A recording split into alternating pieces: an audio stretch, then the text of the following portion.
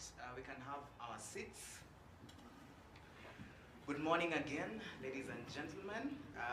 My name is Kelvin Nyakundi, and I'm truly honored to serve as your MC today. And we're going to be having an easy time together. So this is Octagon Umbrella Retirement Benefit Scheme Stakeholder Engagement Forum 2025 on behalf of Octagon Africa and our partner. Because all of us we are interested in making sure that we retire with dignity. But also we are much more interested in making sure that our employees, when they retire with dignity. That is the sole reason probably most of us are here today. Our mission is simple as Octagon, but also powerful. We are here to enrich your lives through innovative financial services and to safeguard the financial future of our members through retirement and risk solutions. Over 120 billion of assets under administration and over 200,000 members. We have earned your trust. We have earned your trust, and we are determined to deepen that trust through performance and partnership. We are not just any ordinary service provider. We are not just any ordinary pensions administrator in this country. We have a purpose, and one of that is to make sure that we meet your expectations. The Octagon Umbrella Retirement Benefit Scheme, which all of us are members, or majority of us are members, is one of our most strategic offerings. And for those who don't know, this is a defined contribution scheme. You are contributing a certain percentage, your employer is contributing a certain percentage. We have more than 5,000 employers in that book, and with over 2.5 billion of assets as we speak today.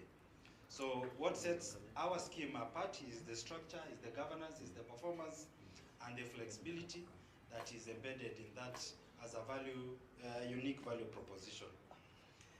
We will see in subsequent presentations, Octagon Umbrellas, we are different in the whole market.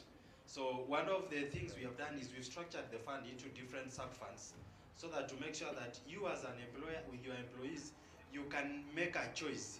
You are either in aggressive, you are in balance, or you're in a conservative fund. And the returns, we should be able to see when they are disclosed in a few minutes' time, is our returns are above average, above market rates, and we aim to still make sure that all the time we are able to make sure that we give you a good return. We have our fund manager in the room today who is making, and our other service providers. We have the regulator here today. All of them who are making sure that whatever we are talking about is coming to fruition. I wanted to give us an example. We have tried, what we are trying to do in our umbrella is trying to make sure that it meets the global standards, or what you can find in other developed jurisdictions. If you do a comparison with the 401 case and the one for UK, that's the Nest, and the one in Australia called MySuper, that offer target or lifestyle investment models tailored to member profiles. That is exactly what we want to get there, and probably even give you much more value than that. So Octagon Umbrella is bringing global standard home, offering personalized investment pathways with local understanding and regulatory compliance. So this is not just a fund, it's a strategic financial planning tool. Last year, RBA did a research about, did a pensioner survey.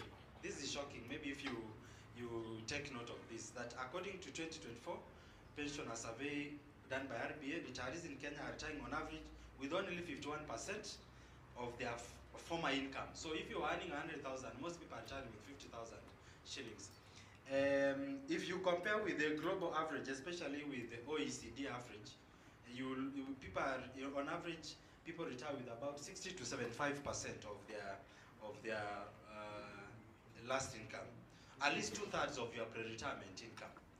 That is one thing that we are trying to do, and one of the things that in a few days to come, probably from next year, that we are trying also to ensure, and comment is there to see whether we can be able to achieve that, is to see whether we can do an income replacement ratio for you as an individual through some actuarial study to make sure that you are aware, this is how much I'm actually saving, this is how much am I likely to go home with, so that you start asking yourself, are you saving enough? Are you investing enough?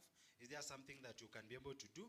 One of the things us as a business will make sure we do for you is to work with our service providers, especially the fund managers, to make sure that we give you a good return, whereas you also make sure that as much as contributions are coming to the scheme. We are compliant. We have also, both in terms of regulatory, in terms of SOPs in the business, we have made sure that we meet that standard to so much a level. Contracting out, I think most of you, we have interacted with you. We have helped quite a number of you, I think probably over 70% now, in terms of contracting out of NSSF Tier 2 contributions. If you have not been able to proceed much, we are still available to be able to assist you so that your Tier 2 contributions can also be able to come and earn a better investment income. So we are compliant and efficient, and most importantly, we are adding value to your employees' retirement outcome. So as I conclude, of course, we believe in value beyond numbers. We will support you through member education, financial literacy. We are doing a lot of webinars, a lot of pension clinics all over, and every month we have an activity going on. Please make sure you interact with your relationship manager to make sure that you benefit, or your employees are able to benefit from that. So as I close, a secure retirement is not a privilege, it's a shared responsibility. Let's continue working together to give your employees not just a pension, but a dignified future.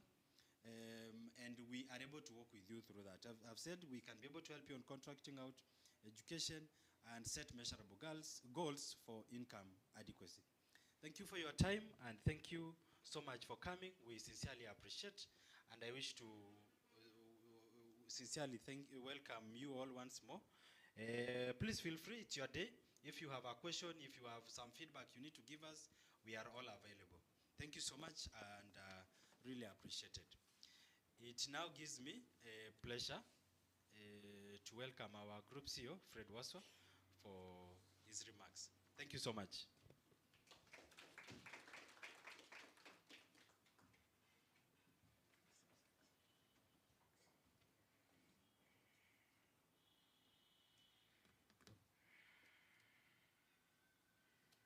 Good morning.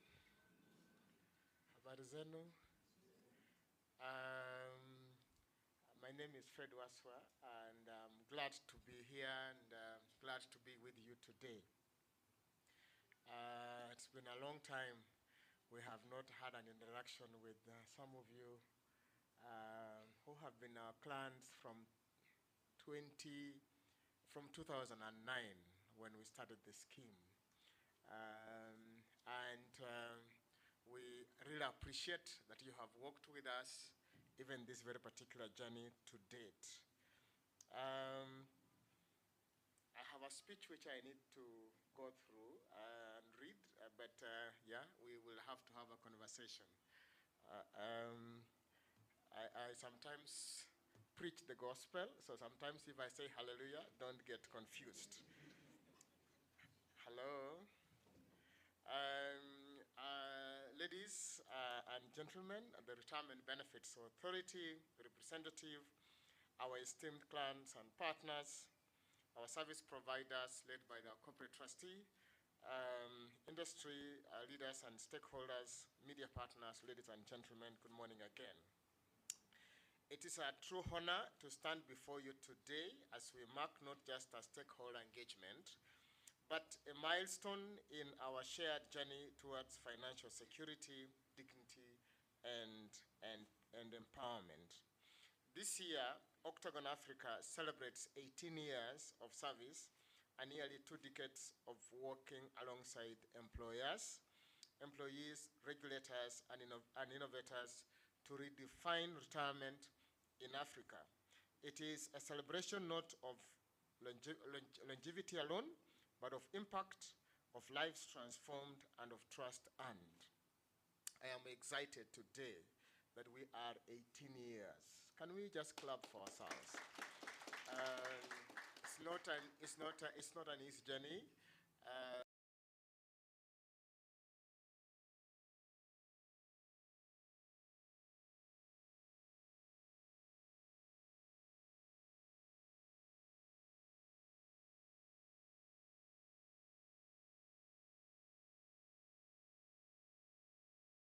To risk, and I told him there is only one life lived. A man dies one day, never dies 2 days. So if it is this one which will kill me, so be it. That's how we discussed in 2007. We are here, 18 years down the line. We are stronger than we were, and we are now in 3 countries. We're gonna be in 4 countries in a few months to come, we are going to be here for 100 years. So how many years are we remaining with?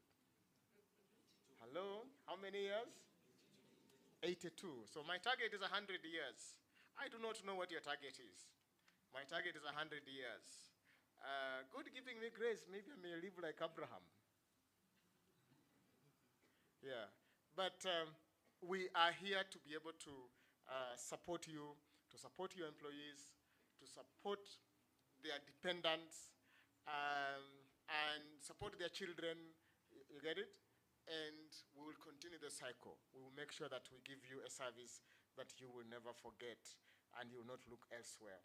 When we launched in 2007, the pension conversation was narrow, very narrow. I started doing pensions 34 years ago. I'm going to 35 years. And in 1990, when we started doing pensions,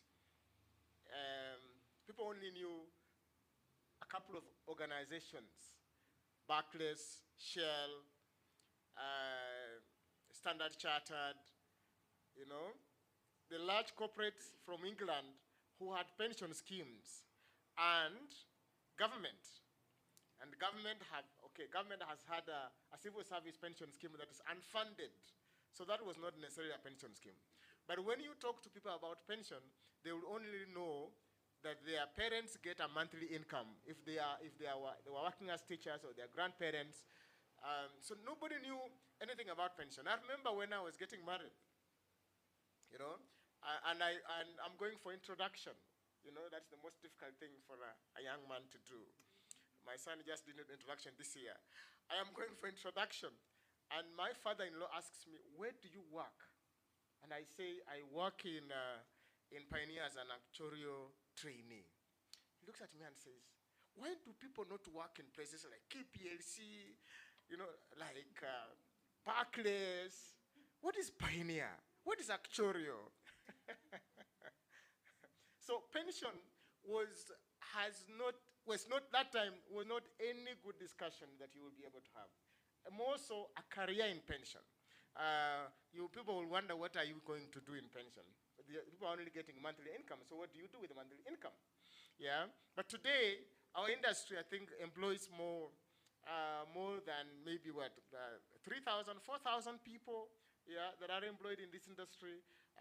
And no, of course, the impact of those is quite huge. It's quite huge in terms of what we are doing for the industry.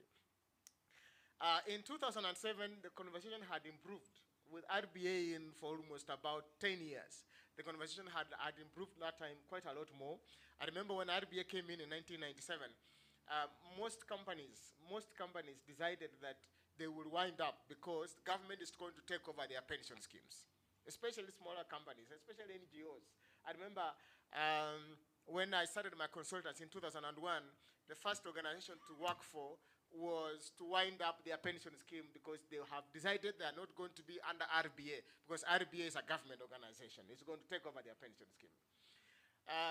In 2007, the industry had settled. People had realized, oh, hang on a bit, RBA has come to straighten us, to make us better, to make us, to make the environment much more acceptable for investment,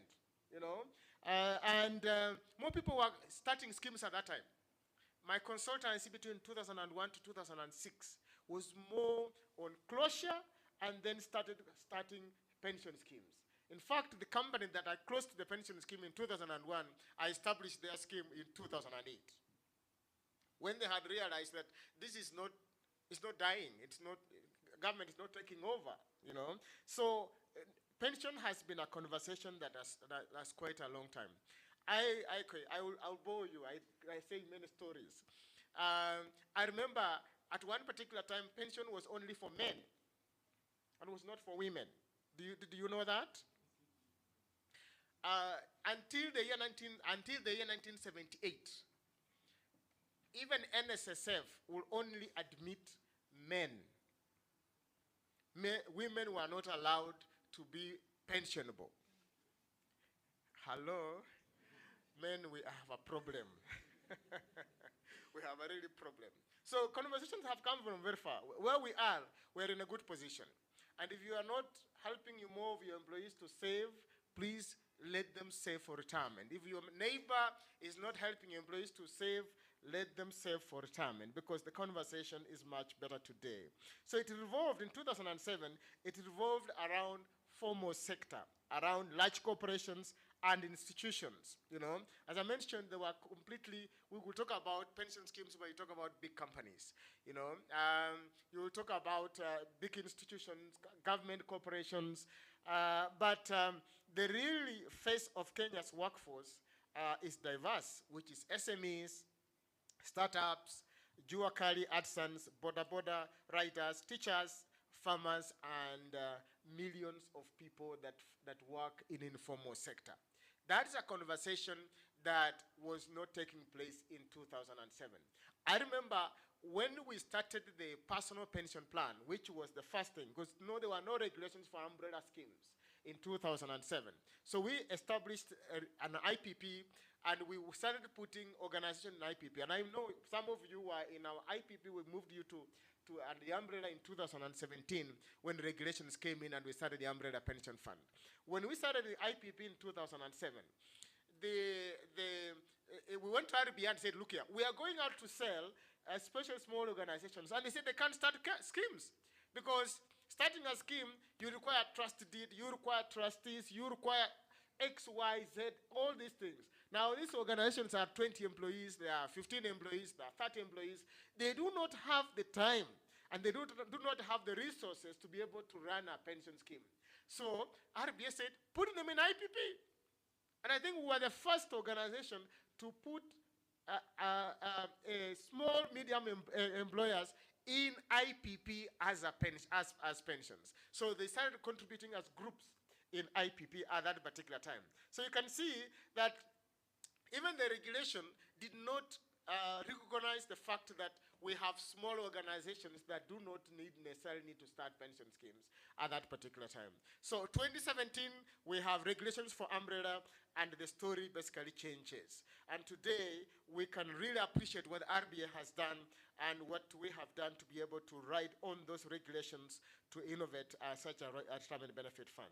So with those, we saw this not as a challenge in 2007, but as a call to innovate, to make sure that we can be able to drive members to save. It does not matter whether you are a big company, we will start for your scheme, we are a small scheme, we will be able to put you in a retirement benefit fund. The Octagon Umbrella Retirement Benefit Scheme was born out of this mission to democratize access to pension solutions and make retirement planning inclusive, flexible, and high performing. Today, I am proud to say that Octagon Umbrella Scheme is not just a product. No, it is a movement. It is a movement that indeed we're getting everybody to be able to make sure that everybody saves. And we educate everyone across the market. We do a lot of webinars. We do not do these webinars to get, okay, we will do webinars. Some people will find themselves in other schemes, but our role, our excitement is that we're getting as more people to save for retirement as possible, because that is what we want to do. I tell people that the most exciting thing over my 35 years of service in this industry is when I meet a pensioner who I advised in 1994, who still earns pension today, and I meet them on the street, and they say, are you Mr. Waswa? Now, of course, I can't remember them, but they will remember me. Are you Mr. Waswa? I say, yes, I'm Mr. Waswa. You don't grow old. I said, I'm growing old. And they will say, please, let's have a cup of tea. Do you know the advice you gave me to buy an annuity from ICA, from Pritam, from Sanlam, from whatever it is? That pension, I still earn today. That is my excitement, brothers and sisters. That is my excitement. That we need to get everybody to get a monthly income, because That is the only way we will reduce poverty in retirement. Because when you retire, today you get a monthly salary. Now, unfortunately, human beings are very interesting. We get used to things and we forget that life will change. Just the same way people get appointed in positions in government. Yeah? And it's 5 years, and it's 10 years, but sometimes even 5 years. Look at county governments. People get appointed in 5 years, and they forget that they will never move from those offices. You go to those offices, and they have occupied offices full, and they will tell you anything. Yeah? And yet, time comes, as I did not know I will be this old. I'm not old. I did not know. I still feel I started working the other day. But time moves. And when the employer tells you, thank you very much, let me tell you, the salary stops. When it stops, you think where you're going to get money. You will not get money anywhere. Don't think you have, I know, I have advised people. Somebody told me one day, give me all the money. I think she was getting around 12 million shillings. Give me all the money, Fred. I am going to buy an apartment block in Dandora. Yeah? And I told him, look here, apartment block, suppose you have no tenants. He said, no, there will be tenants. He did the mathematics for me, it worked. Always paperwork works. Go on the ground. A few years later, she comes to me and says, Fred, I should have listened to you. I said, what's the problem? I rented out a building which I can't collect rent. You can't collect rent. Because when you go there, guys they're looking at you like they will kill you. Yeah? The ones who are in the houses, they only stay for 29 days. On the 30th day, they walk out because most of those guys have things they will just live in the house and go and buy others in the next room. So they walk out to work and they never go back. And you think that you have an apartment block, it's 39 floors, 39 apartments, 40 apartments, you do the mathematics, you are going to get a lot of money. And yet, if you get a monthly pension, an annuity, you take 12 million, an annuity of 120,000 shillings, it will never stop, it will never reduce, nothing will happen to that money. You will get it every day until you die. And somebody says, give me, I'll go and build a building. Suppose the government makes the road there and the building comes down. And you are 65, you are 70 years, and you're going to live another 20 years. Hello? Yeah, that's my passion. I'll talk until Christ comes back. So, ideally, this is why we say, let us get more people to save for retirement, to make sure that they have enough money at retirement, not to carry us cash. Hello? Not to carry us cash. So you, as committee members, as HR, as employers, who sit with your staff, please encourage them that when they retire, they are leaving, they have their 5 million, let them take, they can take 2 million as cash. 3 million, they will buy 30,000 Kenya shillings. Even if you are earning a salary of 100,000 and you buy a pension of 30,000, I tell you, in the next 10 years, 30,000 will be a lot of money for you in the village. So let us not leave guys to just to pick money and go, pick money and go, pick money and go. I tell my staff, you're not here just to have a conveyor belt. No. You are supposed to advise people. You're supposed to give people knowledge about what they're supposed to do with their money. That's why the purpose that God has given us to be here today is not to make money from the umbrella fund. Of course, we will do, and bring food on the table. But that is secondary. The first primary thing is that we need to help each one of us save for retirement. So today, I am proud that Octagon Umbrella Retirement Benefits Team is not just a product, as I've mentioned, but it is a movement that has allowed employers with as few as 3 employees, staff to offer structured retirement benefits with professional fund management, tailored rules through deeds of adherence. Through deeds of adherence and bundled insurance solutions. Last year alone, the scheme delivered an impressive return of 13.8%. 13.8%. Can we give a clap to our fund managers? It has been a very struggling period over the last, I think, 5 years. And it was coupled with very many things.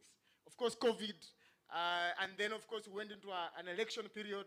And after elections, the bond market completely just went haywire, and our valuations went belly up. So everything was working against us over the last 5 years. 5 years. But more so is that valuations now have been streamlined by the regulation. So we can be able to give you a return that is a bit more consistent going forward, and which means that we assure you of a better benefit at retirement. And that's what we are basically giving you an assurance of. But more importantly, this scheme is about people. It's about the employer who no longer sees pension compliance as a burden, but as a benefit. It's about the employee who logs into their own Octagon personal Octagon Pension Administration System (OPAS) portal and see their contributions grow in real time. It's about the young worker who thanks to digital tools and financial literacy, start saving at 25 instead of 45. We are trying to do this as much as we can. We are making sure that everything is digital. You know, everything is digital. AI, yeah? It's now called AI. I was telling my wife that we need to retire quickly, go home. We do not know what's going to happen next. Yeah? Before we learn something else has come up and it's already getting off the market. So before even I learned how to use WhatsApp, somebody brought something called WeChat. Before I learned WeChat, somebody brought something. I said, gosh, what am I going to be doing? Now, unfortunately, our children are on these platforms. So for us to be able to reach them, for us to be able to help them to save for retirement, we must bring products on these platforms. That's why we are providing sign up in terms of online, so members can be able to sign up straight online on our applications. Ladies and gentlemen, over the years we have learned 3 critical lessons. First is retirement planning must start early and remain consistent. Must start early and remain consistent. 3 things that you should take home today. Thank you for those ones who are writing. My boss in 1997 told me, you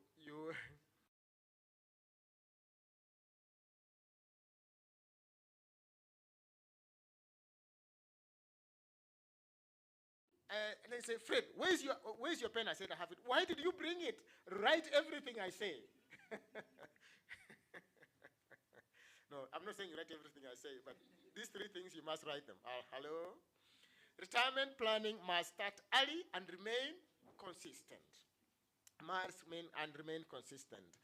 The earlier individuals begin saving, the greater the benefits they enjoy due to the power of compounding.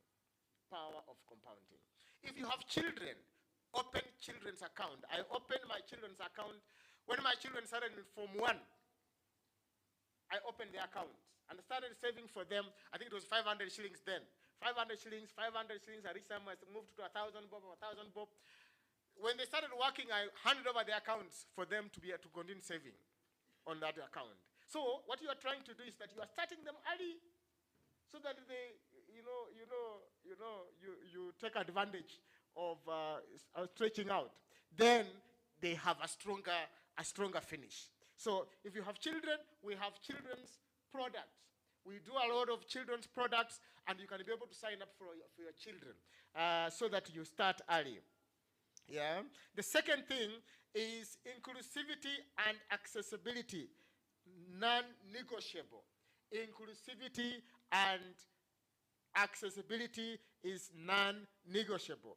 A dignified retirement should not be a privilege reserved for employees of larger corporations. No. And we're saying no.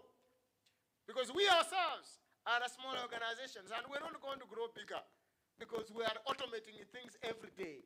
And let me tell you, you're not going to get employers with 1,000 employees, with 2,000 employees. It's getting less and less and less. Yeah?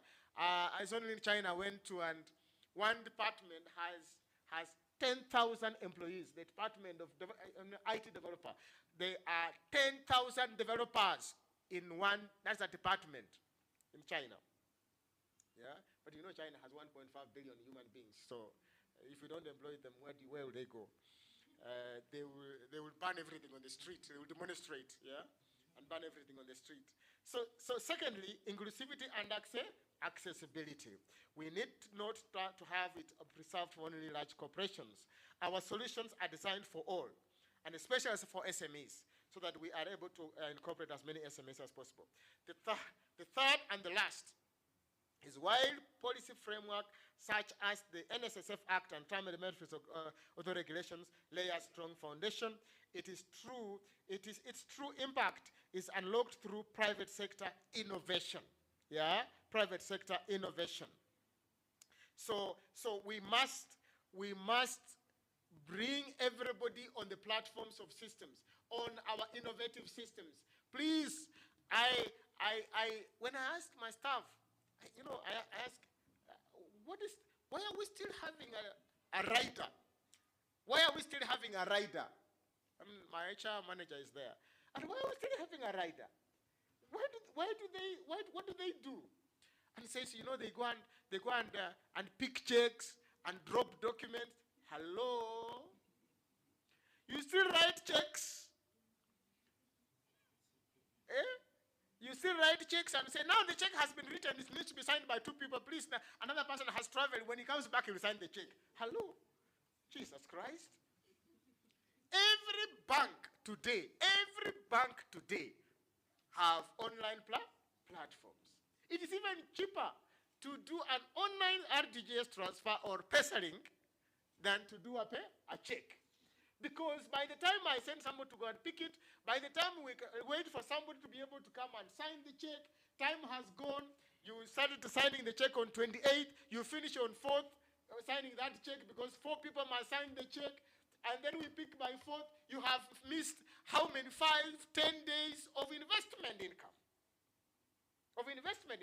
Because our income is not given to you a blanket. It's from the day the money hits our bank account.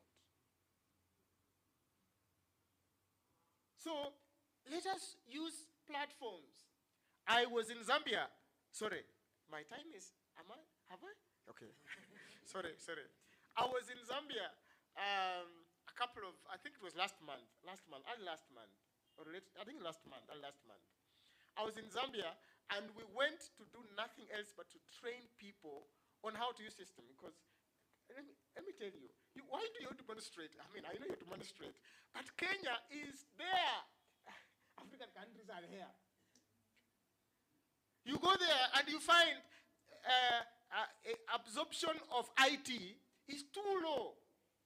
We normally have reports from IT department, gives us reports.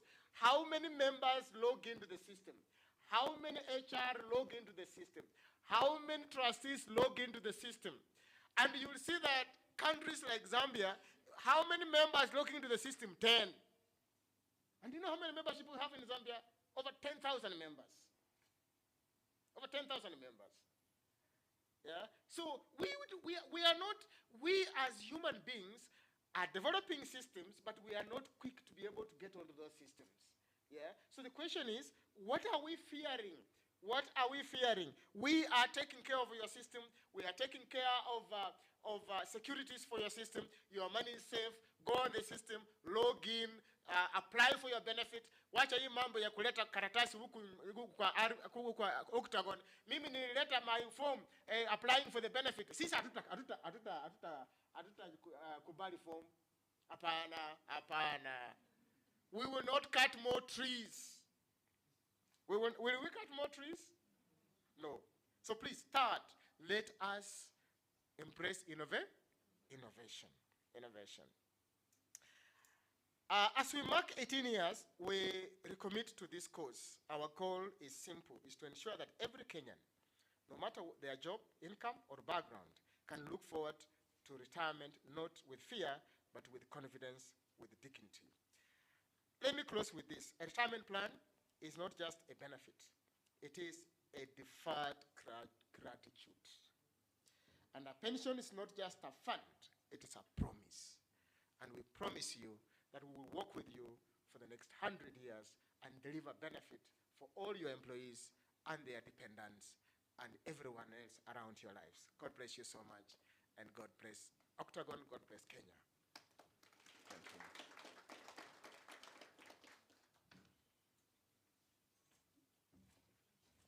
Yes, a round of applause for him again.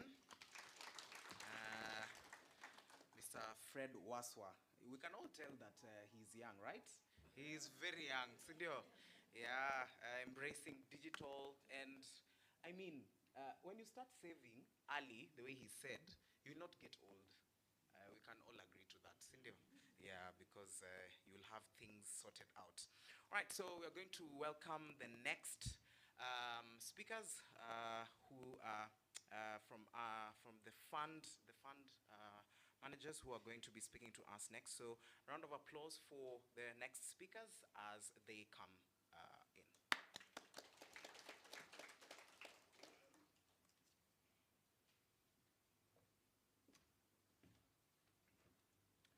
Thank you and good morning. My name is Dan Gathogo, representing Sanlam Investments East Africa. And I'm with my colleague Irene. And we have been the fund managers for the scheme. So this is our 40 minutes presentation. We'll take you through it with Irene. I'll introduce who Sanlam is for most of you. We have been the fund managers for the Octagon umbrella scheme for quite a while. We have been with the fund since inception. So we've grown with the fund all along, and we invest a segregated portion of the fund, which is close to, I would imagine, more than 70% of the fund.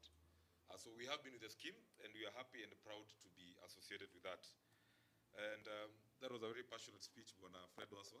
I think I'm also inspired to increase my AVC. I hope we're all inspired. It's truly quite a remarkable thing that you've done for the pension industry. So to start with, we'll give you an outlook of what the market has done, the investment markets.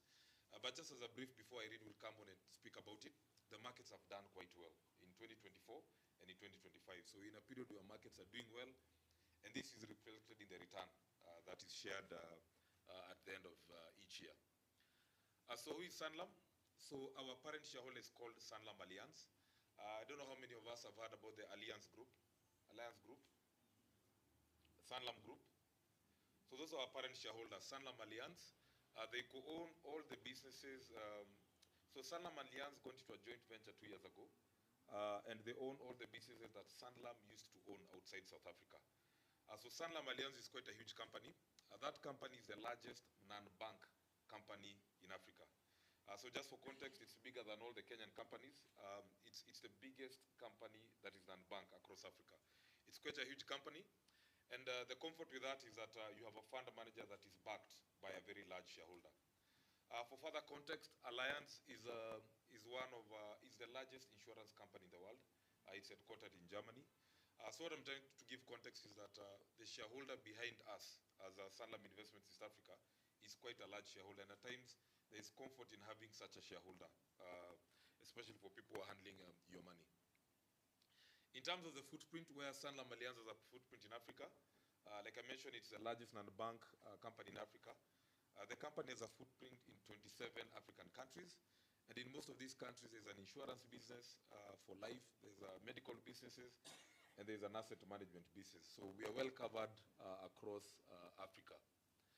Now going to the company that is the fund manager for the Octagon umbrella pension schemes. That company is Sanlam Investments East Africa, and it's a company that we work for. We've been around since 1998, and we've had various changes in shareholders. So initially we started as AIG Investments up to 2010. For those who might remember, there was a financial crisis across the world in 2008, and AIG was at the heart of it. So what AIG did is that they separated the insurance business and the investment business. And the investment business across the world was acquired by a company called PineBridge, still an American company. We transitioned to PineBridge up to 2017. And in 2017, PineBridge decided to sell off what they had in Africa. And Sanlam came in and bought our business. And since then, we have operated under the Sanlam banner. Thanks to you and thanks to other clients, our business has grown from zero in 1998 to currently about 550 billion shillings that we manage. So it's something that we're really happy. It could not have been done, without, the support from clients like yourselves and Octagon as well. We are regulated by different regulators in the pension space. So we have RBA, we have RBA the house, we have CMA, we have presence outside Kenya, we have presence in Uganda and Tanzania, and we are regulated by the different regulators in those countries. So what do we do as Sanlam is that our three business lines are that first one, which is pension management, and that's where Octagon, the umbrella scheme, comes into place. So we manage Octagon umbrella schemes and very many other pension funds as well. That's our biggest, I would say, bread and butter, our biggest business line. We have international clients that we manage money for, clients like the African Union, NOGES, which is a big fund in Norway, and unit trusts. So I'm sure a number of you have heard about money market funds. So at Sanlam, we provide money market funds, which is an investment opportunity for retail investors, individual investors like yourselves in your personal capacity and myself. So we have a very good offering, and it's an offering that I would urge you to explore in your own individual capabilities, and even as you talk to your members, investing from our personal point of view. In terms of the management team, this is just a quick brief. We've had a very stable management team. If you look at that graph, those individuals, most of them have been with the firm for more than 15 years. Just speaks to the stability of the team within that team. Our CEO is a gentleman, you'll see that on the top left, he's called Jonathan Stitchbury. He's been with the firm since 2001, so he's been with the firm for quite a long time. And we've worked with Octagon, for quite a while, and quite conversant. In terms of the investment team, that's the investment team. But I'd just like to highlight our diversity. So 55% of our staff is women. So it's something that we're normally proud of. And we have a 62-person workforce. And something that we also pride ourselves in is that out of that 62-person workforce, 17 of them are investment professionals, people who look at investing funds, and 7 of them are CFA charter holders. CFA is a very high and a very well-regarded experience within the investment world. And I don't think there's any other investment fund manager within the region that has quite a well-resourced team. So with that, members, I just wanted to introduce Sanlam Investments. You have a fund manager that has a large shareholder, is well-equipped, and we've been around for long, and we believe that that is reflected in the investment return that we share. So in the next section of the report, Irene will take you through how investments have done for the fund, as well as an outlook for 2025. Thank you.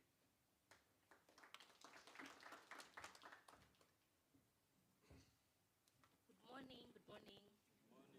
My name is Irene Onyeke. I work with Dan at Sanlam Investments to manage your assets, and I'll be taking you through the performance, especially focusing on the first half of the year. So going into the global market space, so many events have actually happened in the first half of the year. If we look at President Trump being inaugurated in January, he was coming in hot, coming in with new policies. He wanted to increase tariffs. He wanted to reduce taxes in the US. This automatically has implications for the rest of the world. So what he did in April, his first agenda, he increased tariffs across the globe. So we did see him being very impunitive, especially on China, but he also did create a base for even African countries at a rate of 10%. So what that means is all imports that go to the US will be charged a minimum tariff, and essentially we reduce the revenue of that economy. However, if you look at the chart in front of you, most of the economies have actually performed pretty well for the first half of the year. And this is just a representation of the equities markets, which usually give a representation of the sentiments of investors. So if you look at the global markets, they gave a return of 9.1% up to June of 2025. The US was dismal at 5.5%, but this is because of the uncertainty around Trump. If you continue going up, you can see developed markets, emerging markets, then we go to Africa and Kenya. If you look at the returns, from Kenya, it's at 24.2%. That is a representation of our stock exchange. So it has actually performed pretty strongly. And Africa also had a return of 28.4%. So what does this mean? It means that in terms of how the world looks at Africa, they are seeing opportunities to invest and opportunities to get a return. This is aside from the fact that we did see escalations of war in Iran and Israel. We did see war from Russia, Ukraine. However, this hasn't had an impact in terms of how we are viewed by international investors. Going to the US trade policies, and the reason we are talking about this is because it is the fact that has created significant volatility within the world. People are a bit uncertain about where everything stands. Just to look at the chart at the top, if you look at the last time tariffs were this high, this was in the 1930s. This was at the Great Depression when there was war, and US was trying to manufacture its own commodities and also be able to supply to its population. Now looking at 2025, tariffs are even higher than when they had war in the 1930s. So that has created a significant implication, but mostly for developed markets. If you look at the implication for Africa, which is the good thing, Africa does not supply significantly to the US. It's at a rate of 4 to 6% for an export perspective. If we go to Kenya, it's even 1%, which is even lower. So what that means, even if the tariff was to be implied into the context of the 10% base rate, it wouldn't have such a big implication to us or Africa as a whole. The only implication would be if the other countries that we export to, such as Europe and China, would actually create reciprocal tariffs that would impact us. But in the meantime, whatever US goes ahead and proposes, it will have a bigger implication in developed markets compared to African markets such as ours, which is probably what is giving investors some level of confidence to come and invest in Africa. Looking at equities, if we look at a valuation, this is called a price to earnings valuation. This is what we usually look at to see how cheap or how expensive equities are actually performing. If you look at global markets, which include the likes of the US, Japan, the UK, Europe, it's actually more expensive today compared to how it has been historically at 22.2. Currently, it has been at the levels of 19. If we come to Africa, if you look at how it's been performing, Kenya is at a rate of 5.7. 5.7 is so low compared to where it has been historically at 9.8. So what this means is that Kenya is actually very cheap from an equities perspective from the stocks that are listed on the Nairobi Securities Exchange compared to how they actually have been performing historically. If you look even at other African countries, we have Egypt and we also have Nigeria. It's still cheaper than where they actually have performed historically. So with that, you can see foreign investments with the graph at the bottom have actually increased. So foreign direct investments into Africa have significantly come up as at 2024 because they are seeing opportunities in Africa and opportunities to make more money compared to what they're actually making in developed markets. Coming to Kenya, the situation has been a bit volatile from a political standpoint. We have been seeing protests. Historically, when we have some political unrest, we usually see big implications in terms of the equities market. Foreigners actually leave the market and they sort of invest in their own economies based on the fact that they don't know what is going to happen. As of this year and last year, even with the protests that have been going on, this hasn't had an implication to our assets. So if you look at stock market, it has actually gone up in 2024 and 2025. Despite all the noise that we have been hearing, this hasn't deterred foreign investors in actually investing in Kenya. If you look at Eurobonds, Eurobonds are actually government securities that are listed outside of Africa and in another currency such as the US dollar. If you look at the interest rates, they have significantly come down. What that means is that foreign investors are still comfortable with whatever is happening in Kenya, and they're willing to take on the risk of actually investing in the bond market that is associated with the Kenya government. If you look at our currency has been relatively stable from last year.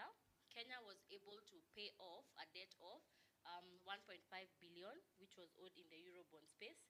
This actually gave significant comfort to foreign investors. That was the big headache that we had, even as investment managers. There was some level of uncertainty whether Kenya was going to be able to settle that debt.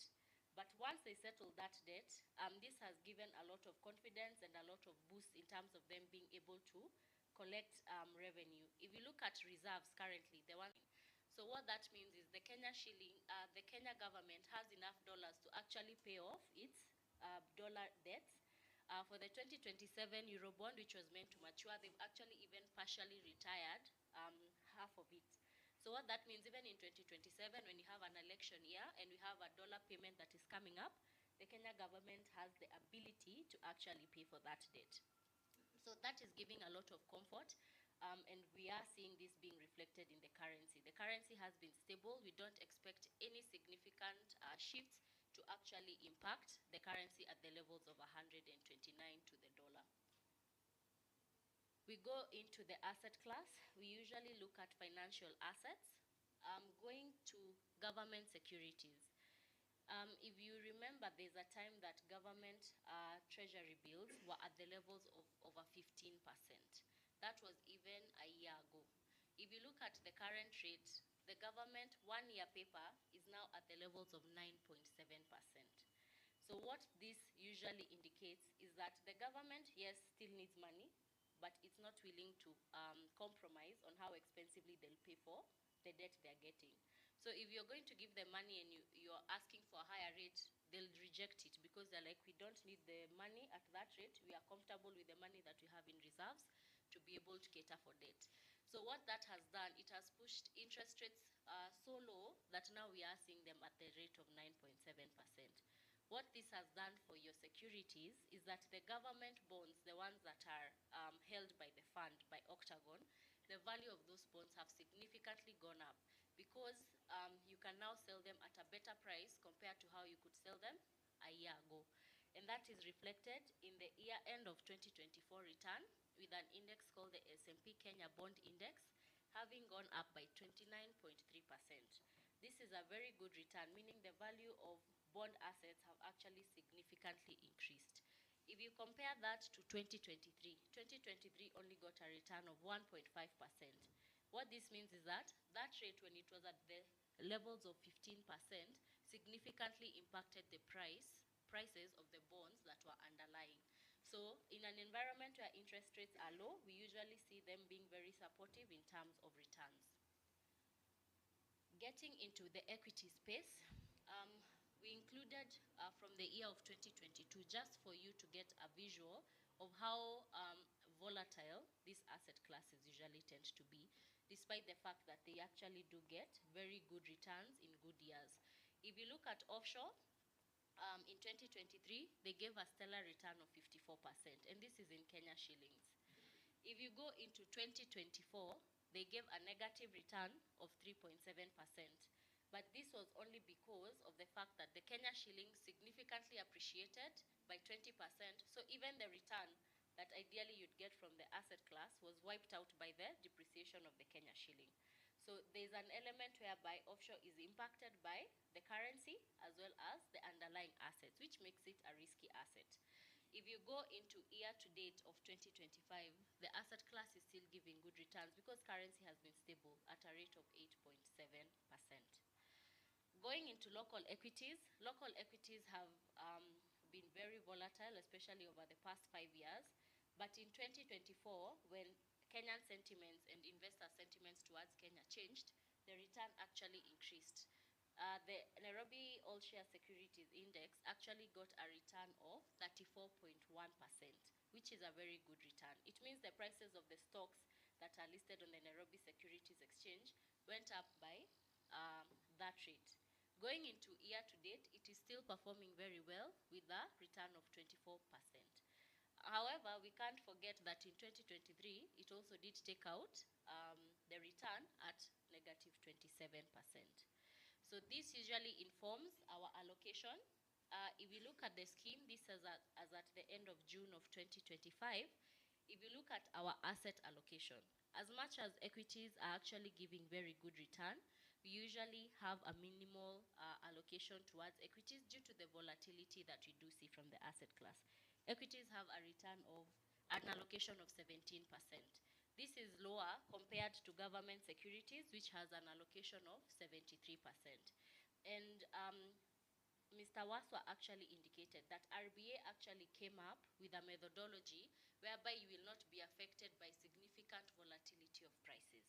So what this means is that if I have a government bond, the interest they will give me, that is what will be distributed to members. However, if the price changes, that will not impact the members. And that has actually helped whereby you are seeing getting a return of 13.8%. This is in line with the rate at which the government usually offers its government securities. Having a higher allocation to that has actually really supported returns. Equities at 16.5%. We also did have an allocation to offshore during this quarter, and that is because over the long term, offshore actually does give a higher return, but due to the volatility and nature of that asset class, we maintain a minimum allocation to this asset class. So our outlook for 2025, I believe I've mostly highlighted most of it, but in terms of interest rates, they have significantly come lower. Over the short term, where we have bonds between 0 to 10 years, we do expect those rates to remain relatively stable.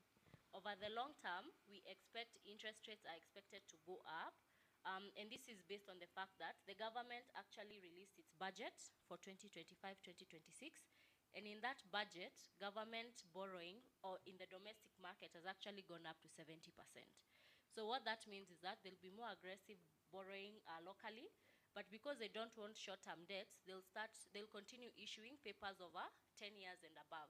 What that will do to interest rates is that they'll go up, but you don't expect a significant shift in interest rates. Looking at equities, equities have actually given a very good return when it comes to dividends. We are seeing an average dividend yield of 10%. So it means every year for the stocks that you actually hold, you're actually earning an income from them. In terms of price, we are already up 24% half year. So already from that perspective, we are already getting a good return from equities. The only concerns we have is, as you've seen, most banks in Kenya haven't been lending. And this is based on the fact that the economy is not growing as fast as it is expected. So in terms of non-performing loans by most banks have actually increased. This will actually pull down the returns that are expected from various companies, and especially in the banking sector. That's the only risk we are seeing from an equities perspective. Getting into offshore, we are expecting some level of volatility based on what Trump decides to propose and implement. However, over the long term, offshore has rewarded investors with a rate of at least 13.8% Kenya shilling return annualized, which is in line with what government securities have actually also rewarded. So it's a long-term play, us having offshore as an asset class, but it's a long-term play that is expected to face some level of volatility. That would be it from us, and I'd be happy to give it back to the MC. Thanks.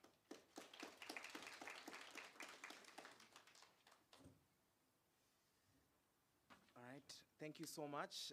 That is Irene Wanyoike and Dan Gathogo from Sanlam East Africa Limited giving us the investment update and market outlook. I believe if you are looking through, you've seen where we are at the moment and what is expected throughout the rest of 2025. So next up is Scheme Administrator.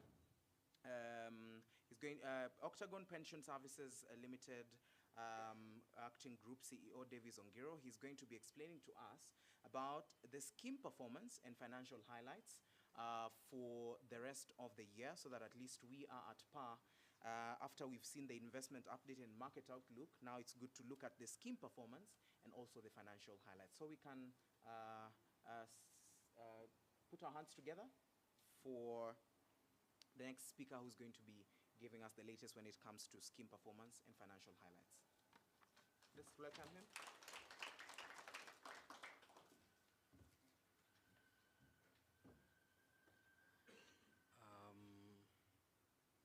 Don't know whether you can hear me. Is it working? You can hear me at the back? Okay. Maybe I need the other mic.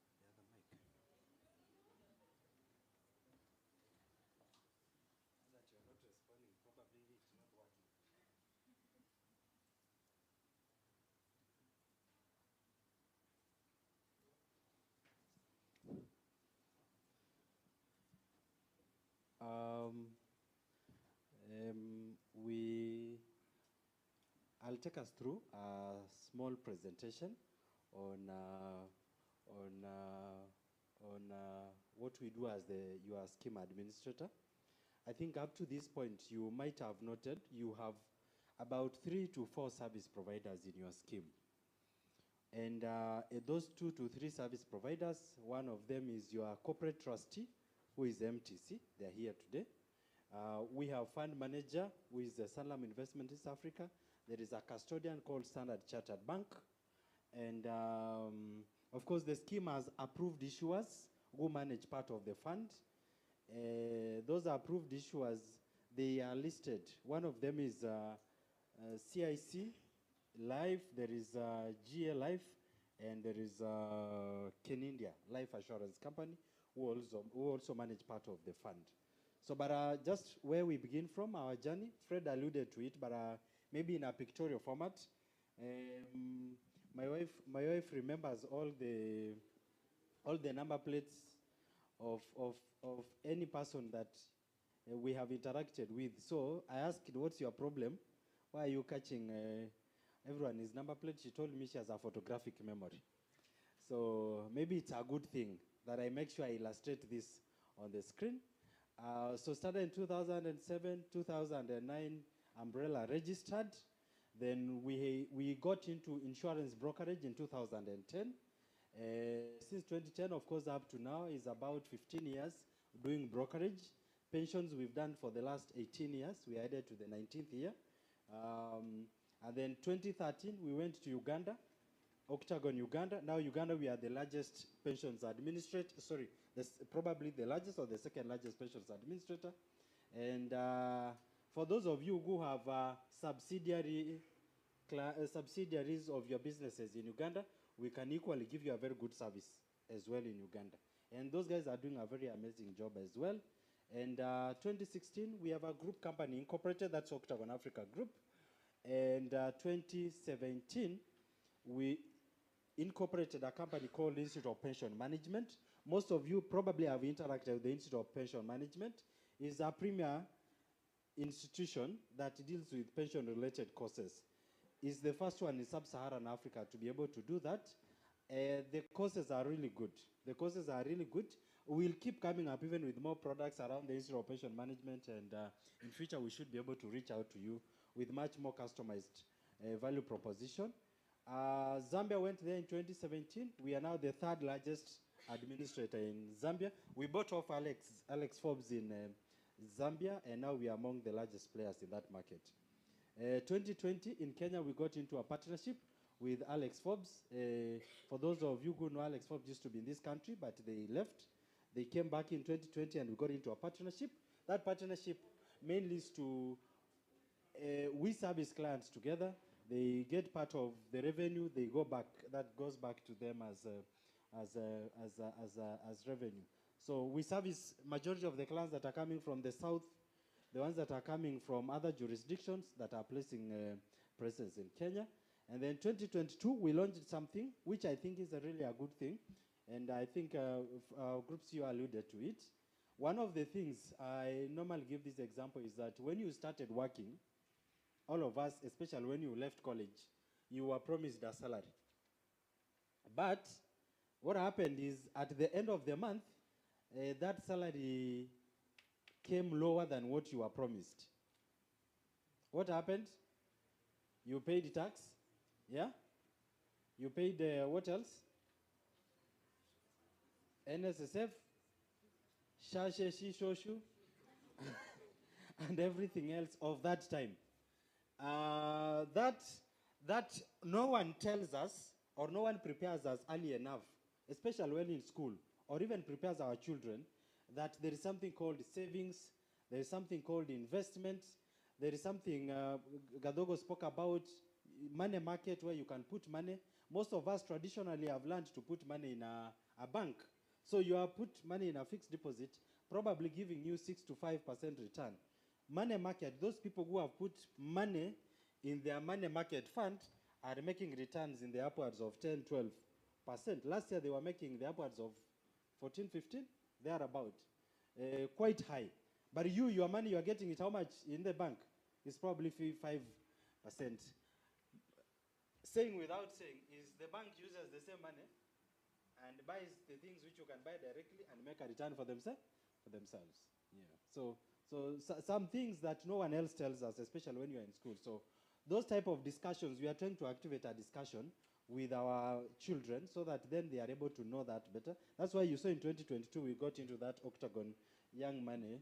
What did you do to my screen? Oh, it's this side now. Oh, okay. Okay.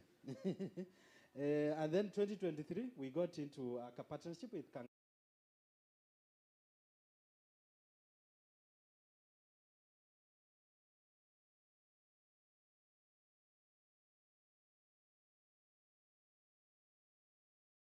with a partnership. We are in Zambia.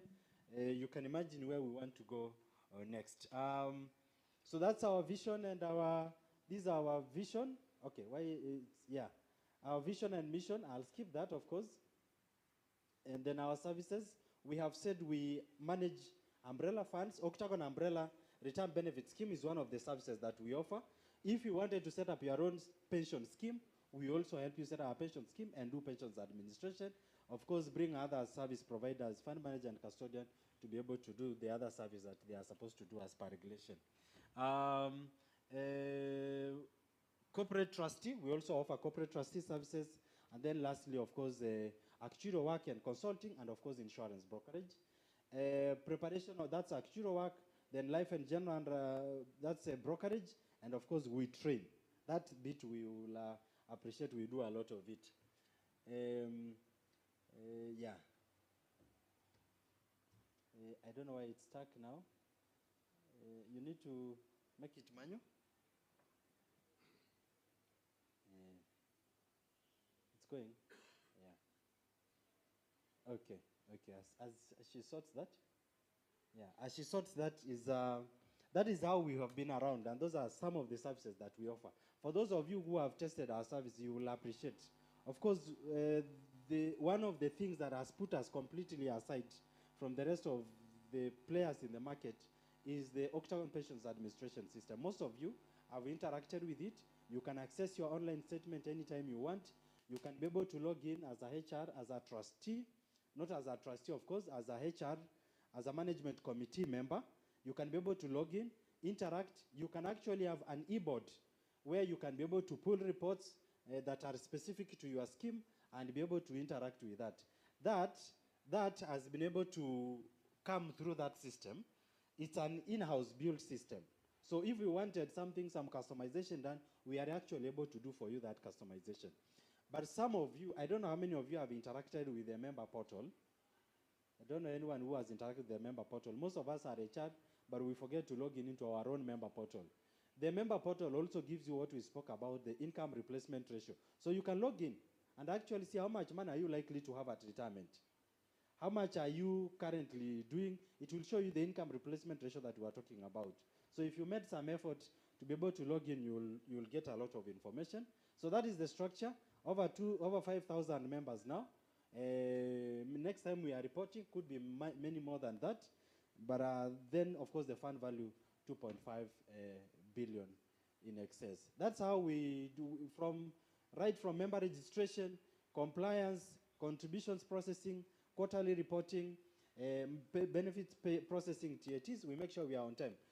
One of the things, and that's the value add that we need to do for you as a committee member, is to make sure that, of course, we provide with you quarterly reports or half-yearly reports.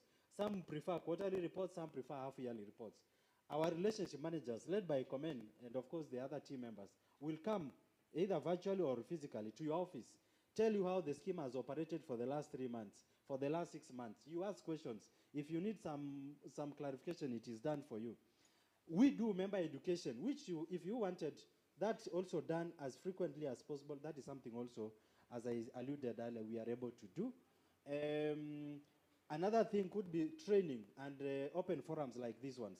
Please, when we invite you, please come. Get to talk to the service providers, understand what they do, how they do what they are doing, so that you don't miss out. The system that we spoke about and which I'm still emphasizing on is we have noted, especially some of us, of course, using the system. Of course, Kenya, as Fred said, we are up there compared to the rest of the other nations. But some of us still are, we are encouraging some of us to make sure that you can actually upload schedules in the HR portal. When you upload schedules and our team is able to validate that from the end, your member, the balances are posted to their member statements immediately. So you don't have to, your member doesn't have to log in and realize my contributions for last month have never been posted. Of course, when you upload schedules, of course, we also encourage, of course, there are finance people in the house. We tell them, please always write, if you have to write that check that the group CEO was saying, write it very early. But importantly, you can do the, it's called what? EFT transfer. You can do the RTGS, you can do PesaLink and all that, and make sure the money that is here on time for purposes of investment. Once you post their contributions as HR, members can be able to access their online statements. And now, what we have done, your members, those who don't have, what are they called, smartphones, those with, they have also arranged something. Now you can actually send an SMS to a code. Please, you remember to display it comment at some point. That code, when you send the SMS Octagon, it queries you, what do you want? You tell it is a statement I want. It will pull for you, tell you the amount, or ask you to send the statement to your email, but also importantly, it can send you the block balance to your SMS at very low rates. So that means anyone can actually see their information at the right time. The app, all of us, I would encourage us to please download the Octagon Africa app. We keep revamping it every single day. But you can see all the basic information that you need from the portal, from your app. It doesn't occupy a lot of space. It doesn't use a lot of bundles. But the process works this way. So if a member wanted to apply for benefits today, they don't fill a physical form. They will apply online. Once they apply online, the HR confirms that this member indeed has left the organization. Once the HR confirms, we confirm the computations inside. Of course, the trustees approve. And once the trustees approve, the requisition goes to the bank. Remember, RBA regulations provide that we should be able to pay your member within 30 days. But let me ask all of you here today, if the member applied in the morning, the HR approved after 2 hours, the trustee approved after another 2-3 hours, the administrator approved after 30 minutes, how long can we take to pay a member? Do we have to do the 30 days? No. We are actually now doing, internally changing some of our processes to make sure that we can actually pay your members probably less than 5 working days or less than 10 working days, so that we can be able to help those members. How long do you take to pull money from your bank? Yeah. One of my staff yesterday asked me what we should think how to make sure, and maybe for service providers, how to make sure that the member can apply money for today and they receive money today. How good will that be? Yeah, think about it. Maybe that is the future now where we are headed to make sure that we are able to be that efficient. Probably, this is the last one, maybe to speak about the last item there.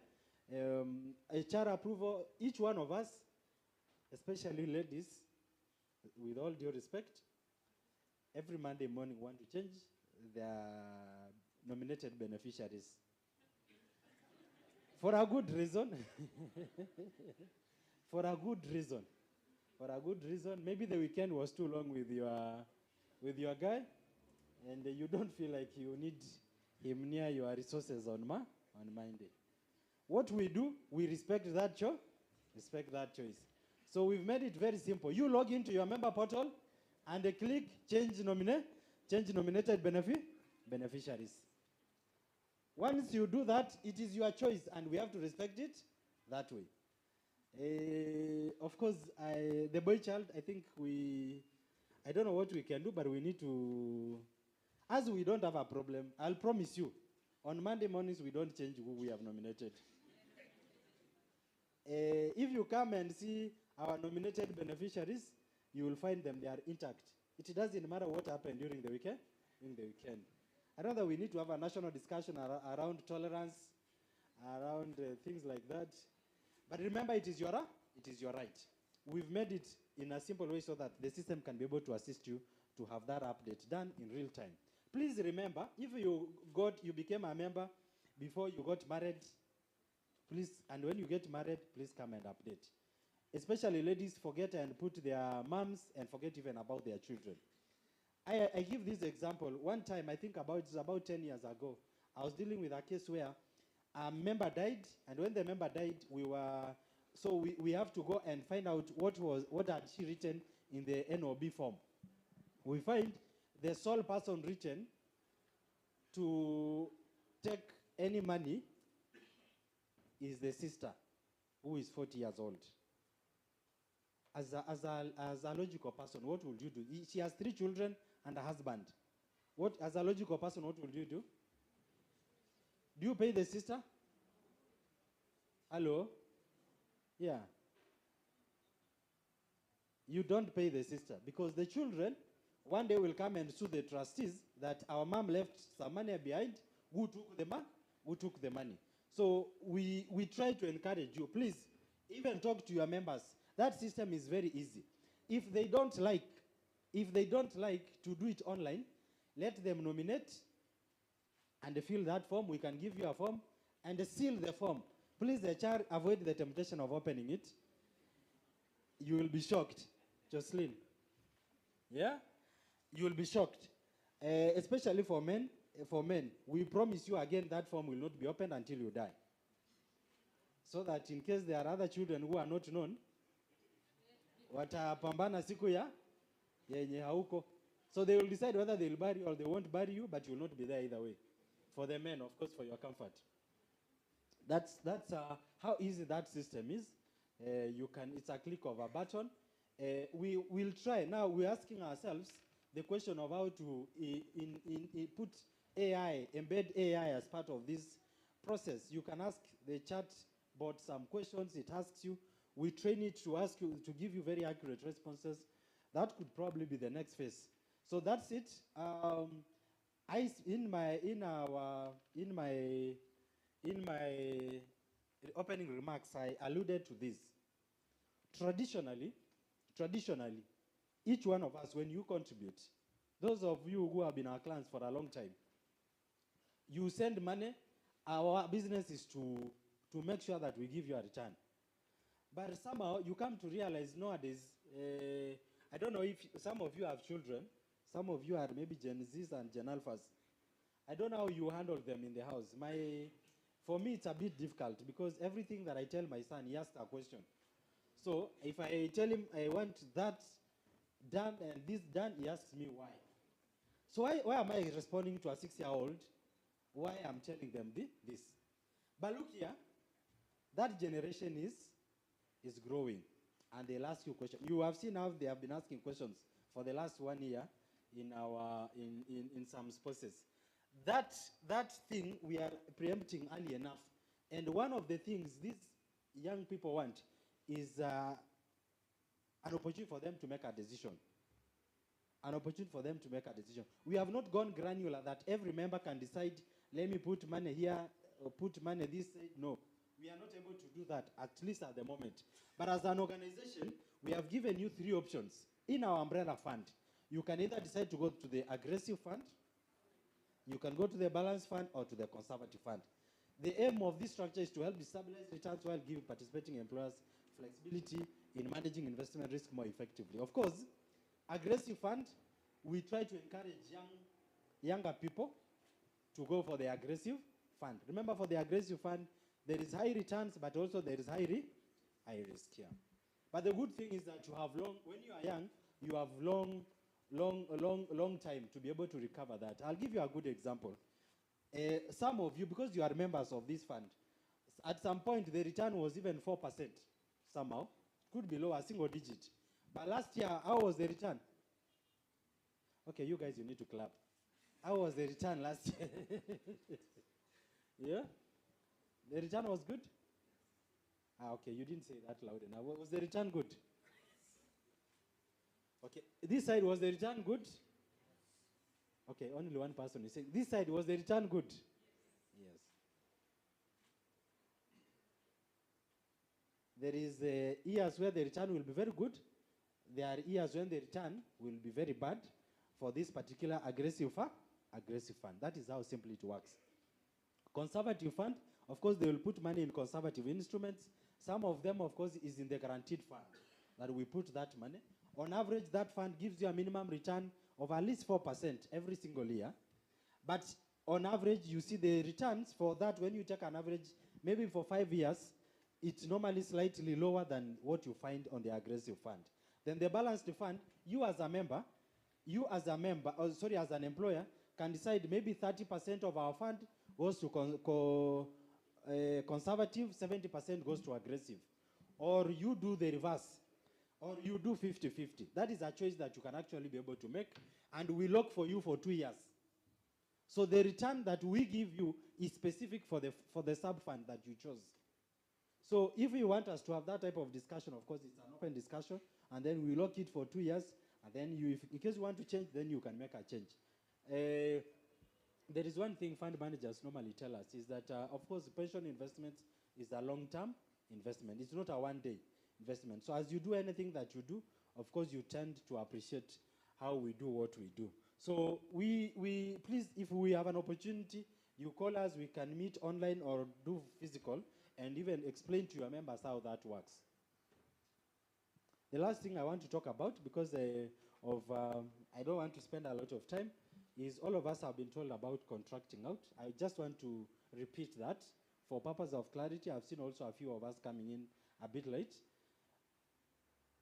We are encouraged to think about contracting out Tier 2 contributions to Octagon Umbrella Retirement Benefit Scheme. That is if you have not done that. That process, we will do for you everything, end to end. All you need to do is give us the information that is required. If there is any document to be signed, we will be able to do that for you. We'll be able to do that for you. If there is any write-up that we'll do, if there is any member education that we will do, we'll make sure that is done for your members and for you as a management committee members. Any clarification that we need, we are so much available to help you on that space. Look here, the 6% of the new NSSF contributions is based on an assumed salary that keeps changing every year. Of course, it grows every year. So that means the Tier 2 contributions you are putting aside, or you are contributing this year, next year they are going to increase. The other year they are going to increase. You are also contributing to Octagon Umbrella. So you need to get to a point where you put the Tier 2 and the other contribution together. For you to be able to do that, you need a contracting out certificate as an employer. That is a process which we promise that we are able to help you do that. You need to make sure, maybe I need to put the mic down. You need to make sure that where you are taking the Tier 2 contribution is a place where it's giving you 13.8% return. Hello? That's why I put the mic down. Yeah? Yeah. It's a good thing. I don't want to mention names, but you know where the money goes, you get 2% return. 2% return. All of you know. So whatever you do with that information is up to you. Remember, there is something called income replacement ratio. Income replacement ratio. What are the contributors to a better IRR? Number one is your contributions. So the higher the contributions are, the better. Of course, you saw last year we got tax relief improved from 20,000 to 30,000 Kenyan shillings. That is a good thing that, of course, was in the Finance Act of last year, but we didn't get to get more information about it. Now, contributions are up to 30,000 tax relief every month for every employee. So if you wanted to save more and save also on the pay that you are paying, you can make sure that you contribute more money. Remember now, if you are above 50 years, when you are accessing your money, you access that money completely tax-free if you are above 50 years. If you are below 50 years, of course, they are different conversation. So which place, of course, which investment structure can you talk about that is better than pension? I will encourage even all of you. Gadogo mentioned it in the passing. If we can do MVC to our schemes, we can grow the assets that we have and make sure that we live very comfortably. That part is contributions. Number two is the return that we give you. When the return is lower, it affects how much more money you should be having in your pot. Of course, sometimes we don't have control on the return. So you'll realize much of the things that happen to the return has much more to do with how the economy performs. So something good to, and then of course, you don't access, when you leave employment, it's not a must you access your pension. You can actually defer your gratification and leave that money until you get to age 50. Some of us, even when we are changing jobs, we make sure we touch the pension. You change another job, some of us, our CV is busy, of course, so we change jobs every 2 years. So every 2 years, you are accessing your pension. What is happening when you retire? You will have already eaten your pension, and now you will be a burden to society. Hello? Yes. Please, it will be a good thing if you are the one calling your children and ask them, hi, have you guys paid rent? I thought I should pay rent for you this month. You know? Anyone who their father or their mother has done that? Okay, no one in the room. You guys, your parents are very poor like mine. Yeah, but we can change the we can change the narrative. Hello? We can do what? We can change the narrative. We can change the narrative. You have some disposable income extra, put it in the pension scheme. Put it in the pension scheme, and we will be open. You will be seeing that in your statement. Additional voluntary contribution.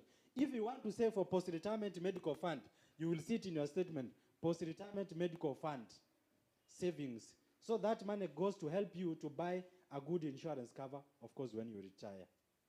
Of course, you need that in retirement. There are 3 things you will probably need in retirement. You need to make sure you have good money. Cash is king. Hello? Cash is king. Not a title deed, not a logbook. You need cash.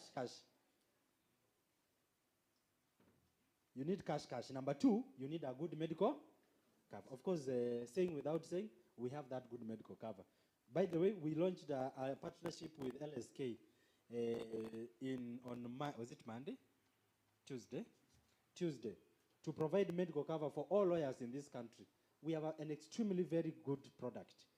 Even for you, if you wanted to buy a medical cover for yourself, if you are retiring, if you want to buy that for your mom or your dad, if you want to buy it for your sister, so that you stop fundraising in our WhatsApp group when somebody gets sick, we will give you a very good medical cover. I think, I don't know, I haven't seen my insurance people here. We also provided an installment plan for you to start contributing. For those of us who don't have a medical cover, the inpatient, sorry, I'm taking advantage of your event, comment, has a maternity benefit inbuilt for the ladies. Free. So, if you get pregnant, you can walk into a very good hospital and give birth and smile back home. And you swipe your card, and then of course see whether you can pay 3,000 shillings extra. You go home. Okay, that was about medical. Sorry, I confused. But these are things you can't run away from. You need cash. You need a medical cover. You need to have built your social capital. So if you don't like reaching out to your friends and you are getting to 40, you are getting to 45, start thinking about it. If you don't go to church and spend a lot of time, you need those people when you turn 60. So please start making them friends early enough. Ladies and gentlemen, let me stop there and allow the program to continue. I thank you, everyone.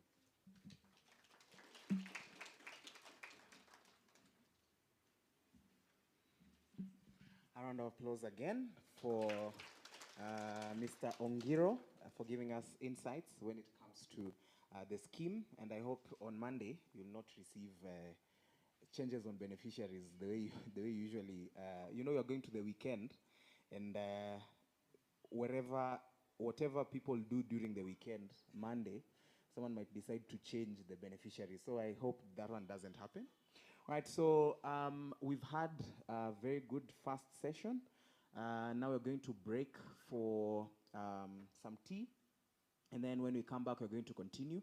I hope everyone is going to come back because we have a lot still lined up and discussions. We also have people who are still going to be presenting. So we're going to break and then come back for the second session.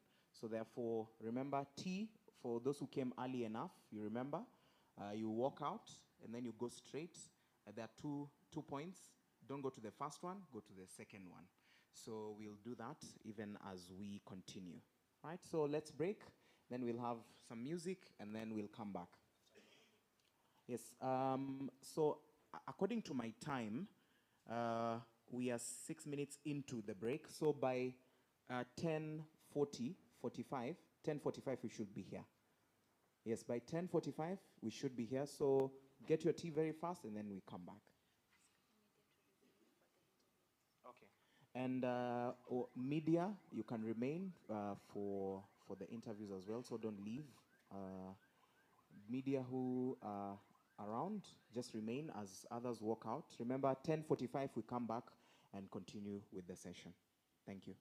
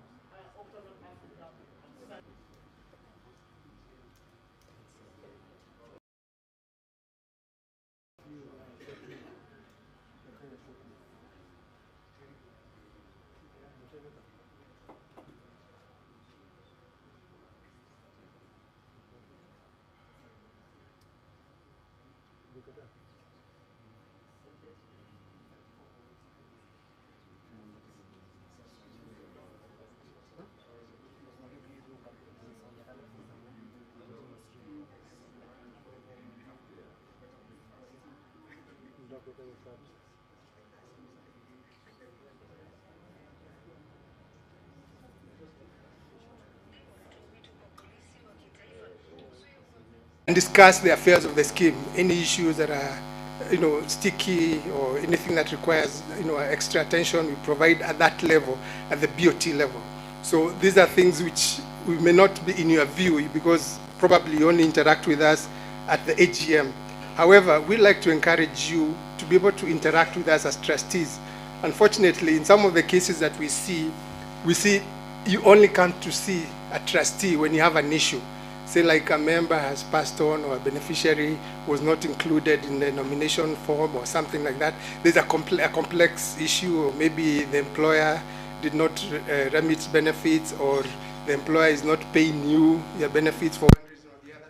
Then you're asked to come and speak to the trustee, come and speak to the trustee, or you need to go to RBA, then RBA will tell you, speak to the trustee. So you only come to us when you have an issue. However, we'd like to change that narrative and encourage you to speak to trustees. We'll share our contacts so that if you have any issue, you don't have to wait until there's a problem. You can always come to us and speak to us about any particular issue you may have. So in a nutshell, that's the structure. We have a trustee. Now, as we said, our service providers, we are the coordinator of the services that they provide. We are the legal owners. If something goes wrong with the scheme, it is us. We as trustees, we are basically the ones responsible for it. However, this is a very big scheme. We cannot, even if it was a smaller scheme, we cannot fulfill everything. So we have outsourced service providers. We have a range of service providers. We have the Octagon Pension Services with the founder as well as the administrators. Just before we went for the breakfast, for the tea, we had the MD of Octagon Pension Services speak about the administration role. We have Sanlam Investment earlier on in the morning. Mr. Kathogo and the team spoke about the investment, how the scheme is performing in terms of the funds, how they're managing those funds. We also have custodians. We do not have a representative from custodian today, I'm not seeing one. We also have approved issuers. Approved issuers, we have GA Life for this scheme, we have CIC, we have Kenindia Insurance, and ICA Lion. The way this fund is structured is that there is a component, it's a hybrid structure.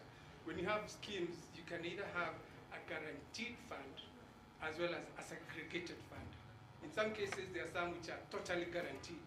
That means the investment is taken to an approved issuer. You buy a policy that will guarantee you a certain return, a certain, every year, but sometimes you pay better than with the guaranteed rate.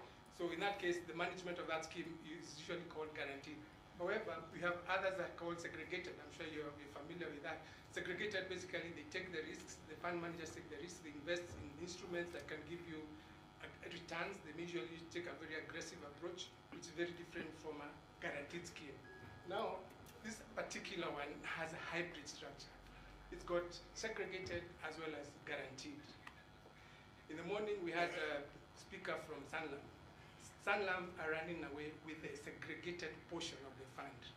In other words, they're using a greater percentage of those funds to take a very aggressive approach in terms of investing because they have avenues. They talked about how big they are, what they're able to give in the market. So at the end of the day, what you get as members as benefits, a combination of what has come from segregated as well as what has come from guaranteed. So those are the service providers. We work with them. We meet every quarter as often as necessary if there's any other aspects of the scheme. Now, I'll just give you a brief update of what has happened in the past year. I think there was a similar meeting happened in the management of this scheme. So you've seen there with 5 fund managers. They provide the responsibility. They have the responsibility to invest the funds of the scheme. Now, in July 2023, one of the approved issuers, let's be very clear here, we had an approved issuer called Sanlam Life. That's an insurance company. It's not the same as the ones who are here, Sanlam Asset Managers. It's the same group, but somehow different. Now, Sanlam Life did not give good returns in the periods 2023 and before. So we as trustees had an obligation. We cannot keep an approved issuer who is not giving a good return, whereas others are giving a good return. So we terminated the services of Sanlam Life, and in their place, we appointed GA Life. GA Life has traditionally given above average rates for the market. We had done that analysis for 10 years. They have pretty good returns, so we took them on and took out Sanlam Life. So during the financial year 2024, you did get a good return of about 13.6, which is to a good extent a benefit of combination of all these approved issuers as well as the segregated fund. Now, I'll just highlight the other changes that you're already aware of. Now, towards the end of last year, you will recall from the Minister of Finance, there were some changes that were made with respect to retirement benefits. For some reason, every year, there's always a change about retirement benefits. It's a very sensitive industry, and I think you will see changes coming every year. So we as investors or particular participants, stakeholders in the industry need to keep tabs with the changes that are taking place. One of them is the increase in tax relief. Now, in the past, if you look at your payslip, you will find you used to enjoy a relief of 20,000. Now, that was increased to 30,000, which is a good thing because you now have less taxation courtesy of that change. The other change was the tax exemption on withdrawal of pension. Now, if you withdraw from the scheme at a certain age, for example, if you're above 50, early retirement, or even after 50 and on, you will not be subject to tax. That change was effected very late last year, around December 27, but because some of the companies had already processed the payroll, it was probably effected in January.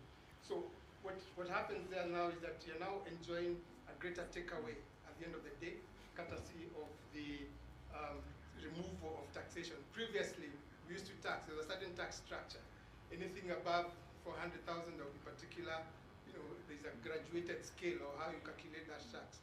So I would advise, and I think the MD of Octagon Bench Services mentioned earlier, avoid drawing your funds when you leave one employer to the other. You may find that you can actually benefit by leaving it until you turn 50. That way you'll enjoy a tax-free benefit.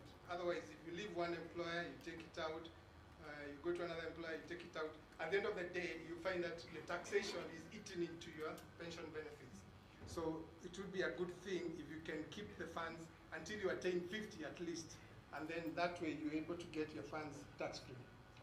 The other benefit that came out, I think, is the tax deductible contributions for gratuities. Sorry, I think it's not coming out very clearly. That's post-retirement medical fund. You can make a contribution to the post-retirement medical fund and enjoy. Employer, you're probably not there anymore, so you have to take care of your medical costs. So if you're able to have a fund during which the post-retirement medical fund and enjoy. Employer, you're probably not there anymore, so you have to take care of your medical costs. So if you're able to have a fund during which now you can then buy. In terms of the scheme compliance status, remember I said we are the scheme, we are the ones responsible, legal oversight of the scheme. It's our responsibility.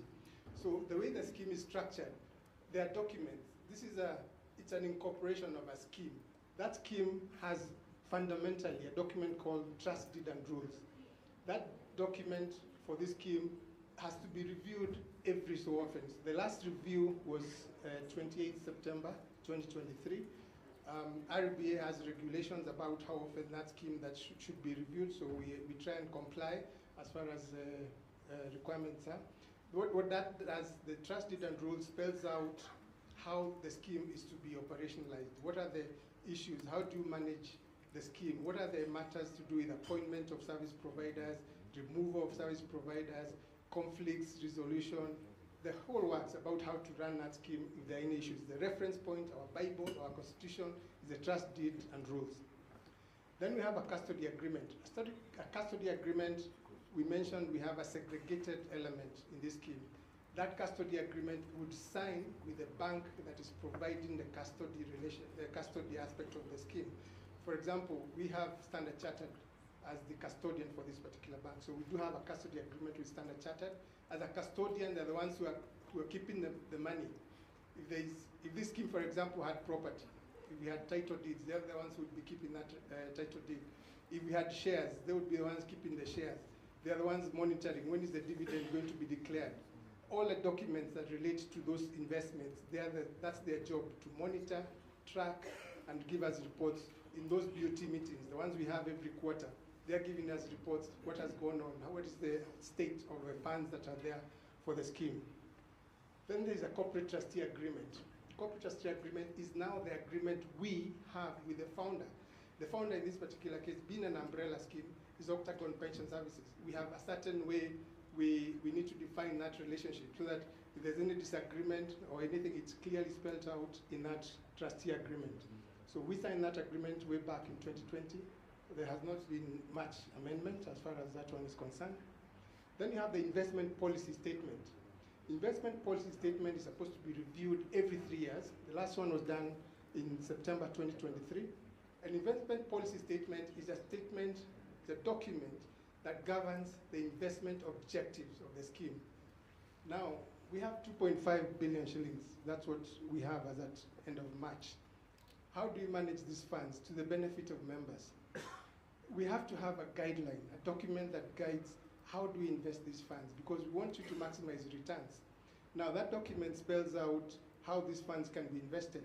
It has profiled all of you, the members in particular, in terms of what is their age, which ones are about to retire. So if, let's say, you have majority of the members are young, they're in the category 30 to 35 or 35 to 40, what kind of investments can you put, or where do you deploy your funds in a way that profits these members who are young, so that by the time they are achieving retirement age, they have access to these funds. Now, you have others who are probably in the category of 50 to 60. To what extent do they contribute, or do they comprise membership in the scheme? What are their funds like? These people need more liquidity. You need cash to be able to be prepared to pay these monies when it's required. So this investment policy statement outlines how that scheme will be run based on the age profile and the risks that the market has. It's a statement that also guides the fund managers. They look at how they will invest based on that particular profile of the members. Investment management agreement, with this is basically the one we've signed on the segregated side of the business with Sanlam. We have approved issuers. Approved issuers, as I said earlier, we tend to get into a deposit administration policy. It's a policy we take. That policy then just outlines how they will, the funds they will get, how will they invest it, how will they declare return. Usually they will say, we will give you minimum 4%, but sometimes they go well above that, depending on how they have invested. So for each of these approved issuers, GA Life, Kenindia, CIC, ICA, we have administration policy. Administration agreement, we said the administrator is Octagon Pension Services Limited. It's covered most likely in the agreement. Then again, we have good governance policies. Good governance policy. All schemes are required to have a certain policies that govern the way the scheme is to be run. These policies will be things on procurement, how should you procure, you'd recall in some cases you have schemes that have invested heavily in, for example, properties. How do you procure, to build those properties? In our case, we are not heavy on properties, so affect us too much. For example, things to do with conflicts. We must also declare our conflict of interest. There's matters to do with communication, how we're communicating with the members, how often do we interact with members. And we're very happy today. This is a forum now to help effect some of these communication policies so that we're able to communicate with you and you don't feel you're left in the dark, you don't know how the scheme is run. So a whole list of policies that we have to adhere to. Now, the annual audit, we typically discuss with you, members. We have an AGM coming up very soon. I think it's a date in which we shall communicate. During that time, we will be able to, among the items we discuss will be the performance of the scheme, performance of the scheme during that duration of 12 months ended 31st December 2024.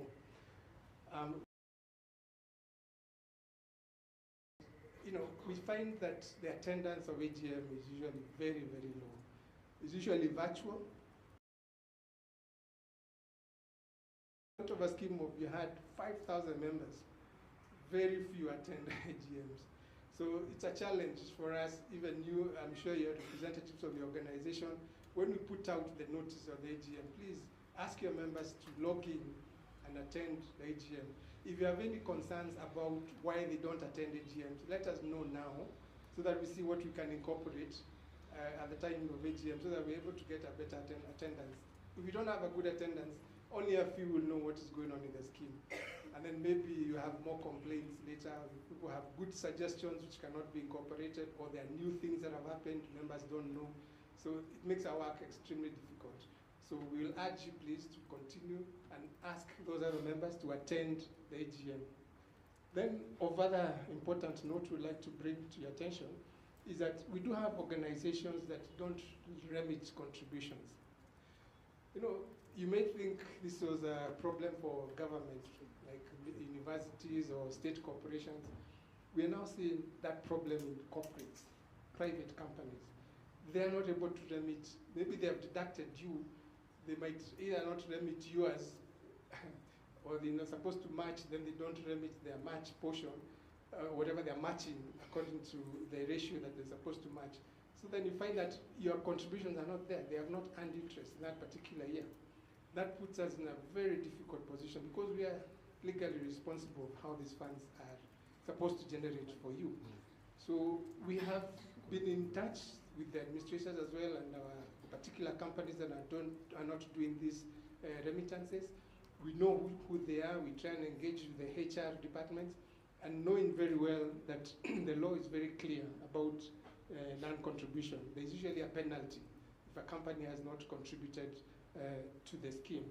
Usually that penalty includes accrued interest that you have missed, because employees have missed an investment during that duration, so they're supposed to pay to make good that investment that was missed by the employee when they did not contribute. So we're trying to basically clamp down on that. And in a nutshell, that's who we are. This is our office, Delta Riverside, Block 4, ground floor. If you find that you need to speak to us, please come. We don't have to wait until there's an issue. We find in many cases where maybe somebody lost a loved one, there's a claim that needs to be processed, that claim has complications, then that's the time they come to speak to trustees. We would like to encourage you to speak to us. We have email contacts there, info@mtc-trust.com. If you have any particular issue, you can just email us. We'll also be able to respond and get back to you. So, yeah. I think there will be a question and answer session, so we'll take any questions.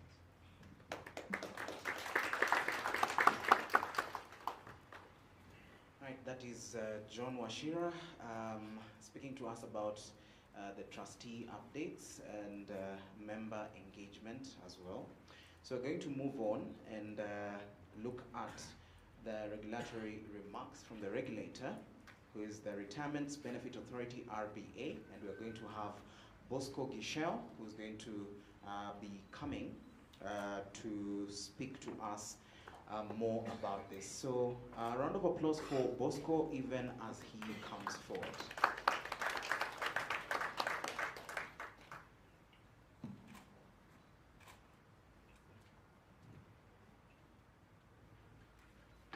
Good morning. Hamjambo. Salamu alaikum. Mbona nyuso zenu hazina tabasamu? Au mmesikia regulator? Najua we are having HR people in the house. As you've heard, my name is Bosco Gichel from Retirement Benefits Authority. I'm also a member of IHRM, number 31, I think 3149. Sitawaambia status yangu. I had a lot of HR professionals here.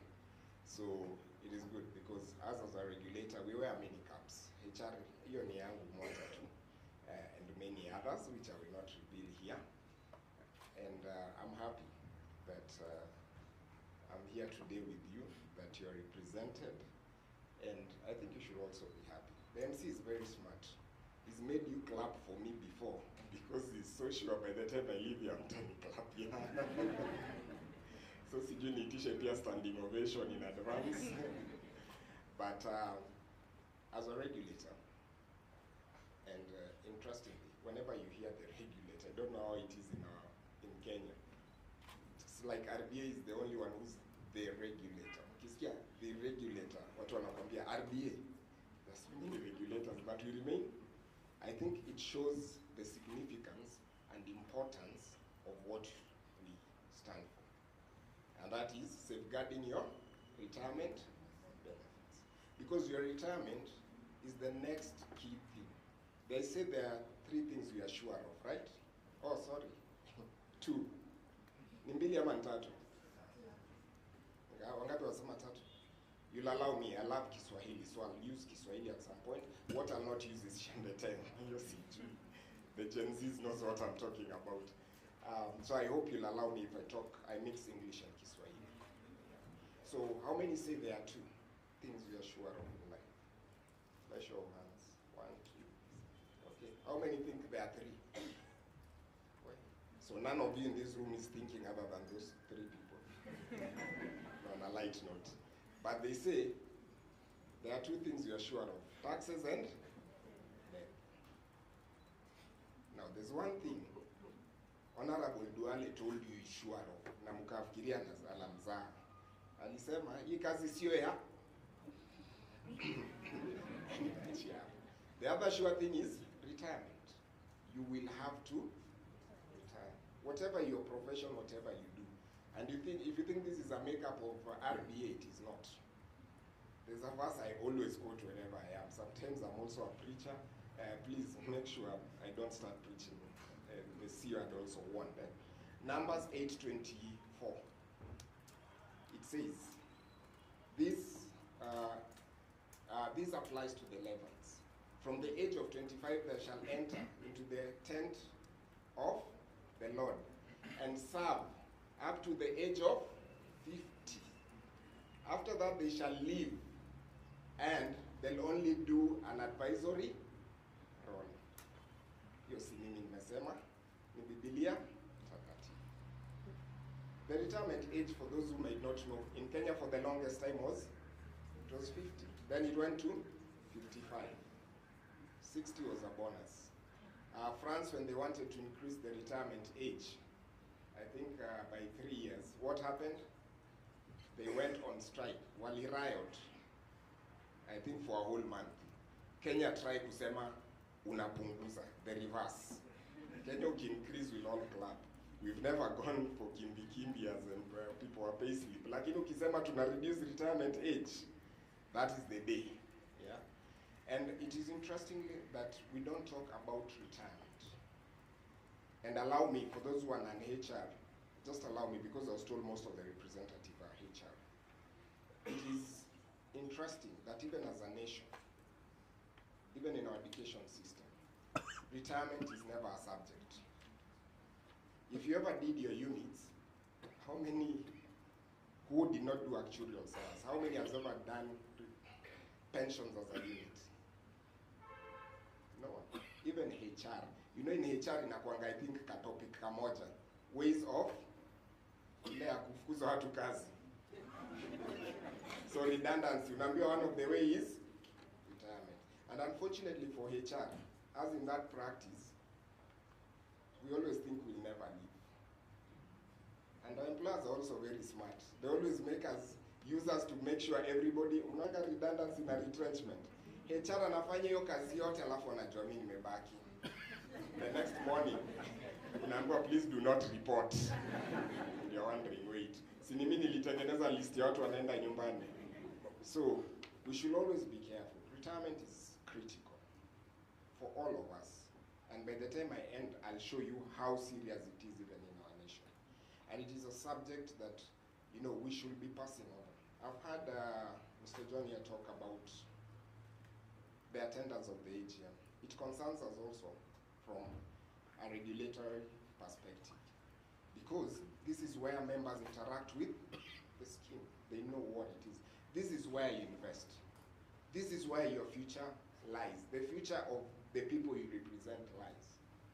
Because you get in employment at the age of 25, right? We retire at 65. How many years are those? 30. See, tumesha breach ile ya God. But by the way, we said there are two things you're sure of. But RBA helps you overcome the two of them in a way. Si mlikuwa mnasikia mtu akiretire, the next thing they die. So we want to help you have something ukitoka, hakuna stress, hakuna pressure. Then, simambiwa about tax. We are the only people who have helped you legally without going to the streets. Mutoroke zakayo, leo acha niseme ni zakayo. Mimi nimesahau kuweka microphone chini. But what's we say here remains here. So, see the tax element is also gone. But what I'm driving at is, you know, allow me to preach a little bit again. I think it is Psalms, let me remember, Psalms 92:14, which says they will still bear fruit in old age. They will stay fresh and green. So in RBA, yani tunakuwezesha, you beat all those odds. You stay fresh and, yesterday I was here, same place where I'm standing, for an IDD AGM. IDD AGM is for retirees. Si mnajua IDD ni nini? Income drawdown. Those were retirees. So mimi nimekuja as RBA and I want to say now retirees, I listened to everyone and they were being called investors. They are not being called, because in IDD actually what you do is you're investing whatever you accumulated in that accumulation phase. So they're being referred to as investors. And by then they were full here. And you could even see from their face, but no one looked like a retiree. I actually felt old in this room. Yeah? So it is real. And they're sharing also their experiences. Yeah, we've always been told IDBA itakuwa na, but I was surprised, it is there. Yeah, people are, and they're living well after retirement. I said you'll retire at 65. Those were 30 years, right? Then, in Kenya, let's be honest with each other. We have one of our fallen icons for the ladies, Madam Phoebe Asio. She passed on, I think, yesterday. Age of 93, right? Someone used to tell me, wachana na wale wanaishi vizuri, they were there. I also have an in-law who is actually 95 years old. Anaishi milimani Taita kule juu. Mama hata unataki, hata kusikia mambo ya boy. So you see, from both spectrums, we are living, our age expectancy is around. So most of you have parents. Si mnatumianga SMS ya mtume kakitu. You have dependents wako home. Normally 80 si bado wako. You know, my mother retired so long ago, mimi ushangaya. You're still here. You know, every time I'm like, which year by the way did you retire? I have to keep asking. Because she's still there, and I thank God, and I pray that she lives to those years. So even you live to 80 or 85, simseme amen? Inshallah. So how many years will that be after retirement? 2025, right? And then do you know all of you are addicts? All of you are addicts. So cheni kuniangalia vibaya. Unajua si addiction ni mihadarati, kuna addicts kama mimi, wangapi wako addicted to tea? You know, so Kenya is the biggest producer of tea, but we are the least consumers in Africa, but the highest consumers of Ruaraka fruit. Anyway, I'm an addict of tea. Situko wengi hapa. Now, all of you I know are addicts to something called a salary. Hata mkiniangalia hivyo, najua hiyo hata hakuna rehab tunaweza wapeleka. The only rehab we can give you is a pension. 30 years you are used to, every end month kuna, but then only date. Charles, kuna watu wanauliza payroll ilishafungwa. Na kuna wengine mnafunga saa hii, hata kaona kuna wengine anafunga payroll saa hii. Na kuna mwingine anauliza kakitu kasha ingia. Yani it is an addiction. If you are told, I have one of my colleagues, he keeps saying, we are a salary away from poverty. Unasema tukifukuzwa RBA leo, next month tunarudi kwa the grind.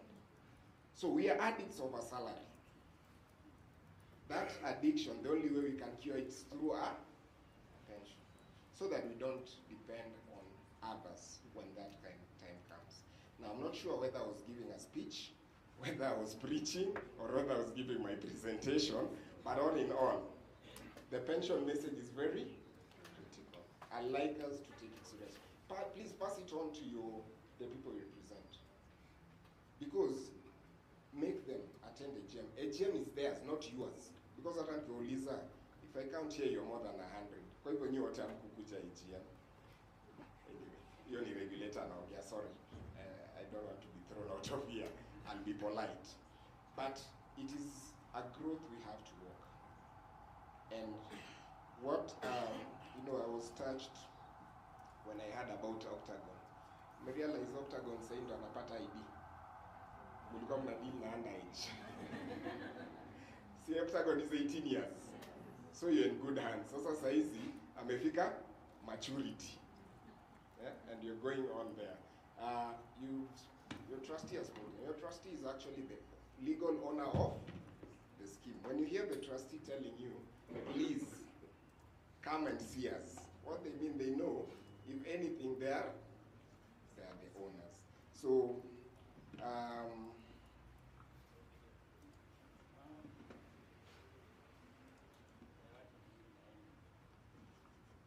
wacha sasa nifanye presentation. You'll allow me just 10 minutes of your time. And I'll just take you through our mandate, what is happening in the market, and then our 5-year strategic plan. So of importance is just what I've spoken about. Your introduction yangu ilikuwa on protection of the interest of members and sponsors. Because as employers, we appreciate the work you put in. Did you know that pension is actually not compulsory in Kenya? No? Yes, it's not. Someone is getting shocked. It is only mandatory through the employment letter. Because you sign a contract to say that you are permanent and pensionable. But in law, the employer, statutorily, legally, has an option of either setting up a scheme or not. Whether to contribute pension or, so it is an additional advantage. I keep telling people who look up to me, and there are very few, that if you're looking for a job, please, first thing, under negotiation, ask, do you have a pension scheme? How much is the contribution rates? Number 2, do you have a medical cover? For me, I think those are the most 2 critical things in any job. It's not how much net you're going to give me. Yeah? Service providers will tell you here that in IBA we never move. Some of us have been there for donkey years. But it's because of those 2 things. It's not because of the bottom line. And we've added to it post-retirement medical fund, because you know what medical does. So, there is giving you a pension. It is over and above what normally they will do. Their importance. Members, we also take care of the interest. We have to look at it every day. We have what we call a risk-based supervision system, where we check, and it is real time. We check what is happening in that scheme. I was seated at that far end, and that was what I was doing. And I realized, trustee, you didn't say this, but mimi nitasema. You have 11 employers here who have unremitted contributions. I'll talk about unremitted contributions. And 3 of them, the unremitted, also constitute NSSF. Yani mulifanya tukawapea certificate to opt out, then you coming with bad manners, sorry, forgive my language. You're simply saying you have not remitted even NSSF. You made a commitment which you're not honoring. Because contracting out, it is a commitment that will not put it in NSSF, but when we come to the scheme, we'll abide by what is said in the scheme. Please, we understand. By the way, RBA is a very understanding regulator. If you're faced with tough economic times, come to us. Talk to your trustee. Bebana na trustee Kujara in Tula Towers, 13th floor. We will listen. Once you start operating a pension scheme or deducting that money, you remember I said it is optional. But once it starts, it becomes mandatory. That is law. So there are penalties and you have to pay the interest to those members for all the days, because pension money, from the moment you deduct it, you run that payroll, it belongs to a member and it's supposed to grow from that pay. So we'll charge you all that and then you'll say, now pension is becoming a burden. No, even to the sponsor, it should not be a burden. All you need is communication. Can you talk to us? We'll listen. We might come up with a remedial action plan. If things are going, because I'll be honest with you, sisi wakisoma the economic outlook, when you're told companies are not closing, some of us smile, because we, you know, from pension you can tell, deductions. HR kwanza nyi ujua. But as we have that global look, when things are good, we can see from how things flourish. So a lot, we can say, I'll be honest, I know there are tough times for us, but let's put that. So developing the development of sector, I'll show you how and why that is necessary. And then we have our pension policy. If you go to our website or National Treasury website, you'll find there National Pension. Najua mnashtuka. If you have teachers here, again kwa curriculum yenu, if you are a lecturer, peana hiyo kama assignment. Yeah. What is contained in the National Pension Policy? It will guide you. Some of these things you are seeing in changes in the act and everything, the taxation, they're there. The government has a roadmap, which, if you ask me, is very progressive. So these are just statistics. We are saying current assets, we have around 2.23 trillion pension assets in Kenya. Over the years, it's been growing. Of course, you can see 2024 as the blue curve, huko juu, is your GDP. You know, pension assets as a percentage of the GDP.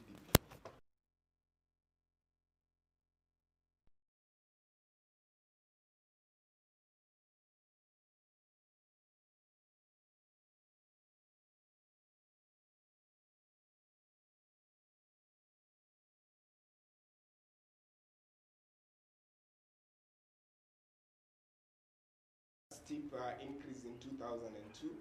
It's because that is when the regulator came in around 2000. So a lot of schemes, when they started seeing the stability, most employers formed schemes. That's why you can see that steep. Membership, can you believe that you have only 3.45 active membership of schemes? What is our working population in Kenya? How many million? 3.3, hebu tutaangalia na KNBS. And working, I don't mean white collar peke yake. Ama niuliza, what is the population of Kenya minus 18-year-olds? You know, we can do that math, right? So that we see, because employment doesn't necessarily mean being in white collar. Our pension coverage is around 26%. Not very good, because I can tell you this 26% is because of including NSSF, which is mandatory. Yeah. So asset distribution, most, I told you, you are the biggest lenders to government. Simchipigi makofi. I'm talking. Nishajua tunaendaka kwa states. If you're a government officer, and I'm just kidding. But what you're saying is, I think we've become a bit conservative, and it's not conservative. We've also been told there is an IPS, investment policy statement, that governs and guides how a scheme invests. So we look at what are your tendencies, what are your behaviors of a member, and you'll see most of them go there. Immovable property is reducing because we are discouraging this. If you look at the pension industry, we are one of the best, regulated industries. In terms of, how many times do we hear corruption cases and malpractices in pension? We rarely hit the headlines. If you see a headline of pension, It is normally a historical fact, and it's not, most of the time it's not embezzlement. It is very hard. Because here the regulation is tight. We have CMA, we have Central Bank of Kenya, we have Capital Markets Authority, we have Insurance Regulatory Authority, and we have RBA. Imagine all these bodies looking after your assets. And all these people sit in our board, and we sit in their board. So there is no way your assets can be played around. You also saw how your scheme is segregated. You have a trustee, who I told you is the legal owner of the scheme. Is not related to Octagon. Octagon is your administrator. Octagon, yes, is the sponsor, founder. But can you see how those fences are there? For the segregated scheme, any money cannot leave, even for the guaranteed funds. It is not just the trustee. Yeah?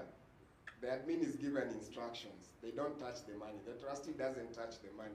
When you do your payroll, it goes straight to either your approved issuer or to the custodian. Is there anywhere an individual touches the money?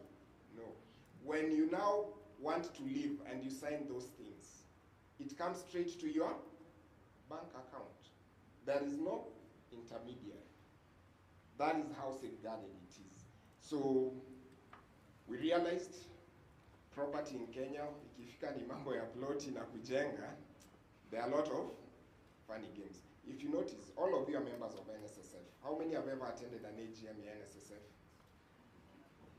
Wangapi wanajua ile rate wali declare this year? Thank you, sir. At least you are active. I think itakuwa kando na zawadi. Do you know you're open to attend any AGM of NSSF? Pale KICC ingia, you are a member. And nowadays they even do it online. Or you follow kwa KBC, lakini hapo utauliza swali. So ingia online. Yeah? But you'll notice even NSSF are no longer doing any active investment in property. But the NSSF is regulated by RBA. So the same way I have a file for Octagon umbrella is the same way I have a file for NSSF. They also pay levy, just like you. So it is your scheme. Okay. So let me not belabor on that. Our strategic plan. These are now the facts. I have a friend who tells me that there's nothing factual. Facts can change, yeah? But these are what we have. If you can see, I told you, we have like 25 years to live after retirement. Now, watu wa HR niambie, difference ya labor force na workforce ni nini? Because you have a labor force of 25 million. These statistics are from KNBS and what magic is happening? Something happened, I didn't move it. Na ikae hapo. Ama watu wako wanataka niulize hii swali. Labor force and workforce. Hiyo ndapeana assignment, but you can see. How many did we say we are active pension contributors? 3.5 million. You can see we are doing badly, right? Based on those two figures. 10% of income goes missing every month. Ndo mnaweza niambia why it goes missing. But in Kenya, that is what happens to us. Then 60% of our retirees are still, they are working for a living, not working for a passion. Ati napenda hii kazi na naendelea. It's working for, I think because I love this audience, I will share, CEO, I will share the pensioners survey. As is, because we use it for policy formulation. We'll give it to you, and you see the dire situation that we are in. Today there is an article in, I think it's Nation newspaper, talking about the Buruburu Donholm boys who are still living in their parents. No, not wa Buruburu wananiangalia hapa kama wamekasirika. But from our research findings, we realized that pensioners have the dependents, up to 61% of them, 58%, sorry, have dependents. 58% of those dependents are above the age of 25. I can't remember the exact percentage, but majority is men, the boy child. The reason is this: unemployment. Mnaona tunasema unemployment rate inimeka hapa, it's at 6.5. Maybe it might not, this one is from another source, so I don't hold me responsible for the 6.5, right? But the situation is this dependence, and the highest, one of the biggest use of pension for pensioners is one. You ready to hear this? The first one is on education. The second one is on health. Then the third is now on their daily use. Education is not because they got pension babies. They are educating their These dependents above 25 are the kids they have taken to school and now do not have jobs, or they have been laid off. Why boys are more is because as a man, ukifutwa kazi unarudi kwenu. Si utabeba bibi na watoto, where do you go? You know, most of us, this is how our cultures have been. Boma ni, usiende unaachiwa boma. Girls, we always told wanaenda. So they'll come back home. So who will be taking care of the upkeep? It is. And you see, the burden is more this side, because the girl, because I married you, na pia umekuwa laid off. Si tunaenda nawe kwetu, au utaenda kwenu na mimi niende kwetu, alafu jioni tunakutana. Yeah, see, we'll go back there. So you can imagine the burden that now our pension money is actually going for the upkeep of our children and So if you didn't have that pension, what happens? Now that one I leave for you to answer. So you're saying only 9% of Kenyans have permanent? HR, I always keep asking this. At permanent and pensionable. Who's permanent? Where are you permanent? Yeah? 91% of Kenyans spend more than they? True or false? Nasikia vile addicts wananijibu frankly. I love this. We spend more than we earn, which is true. Because, let's be honest, there are some of us, that salary we have, it's time traveling. Yani, you use it to spend all your debts even before you earn. Siloni 15, ushaandika list, ulishapeleka watoto shule, unadaiwa ati they'll not do exams before, landlord, nani. So you, by the time salary inakuja, it's already.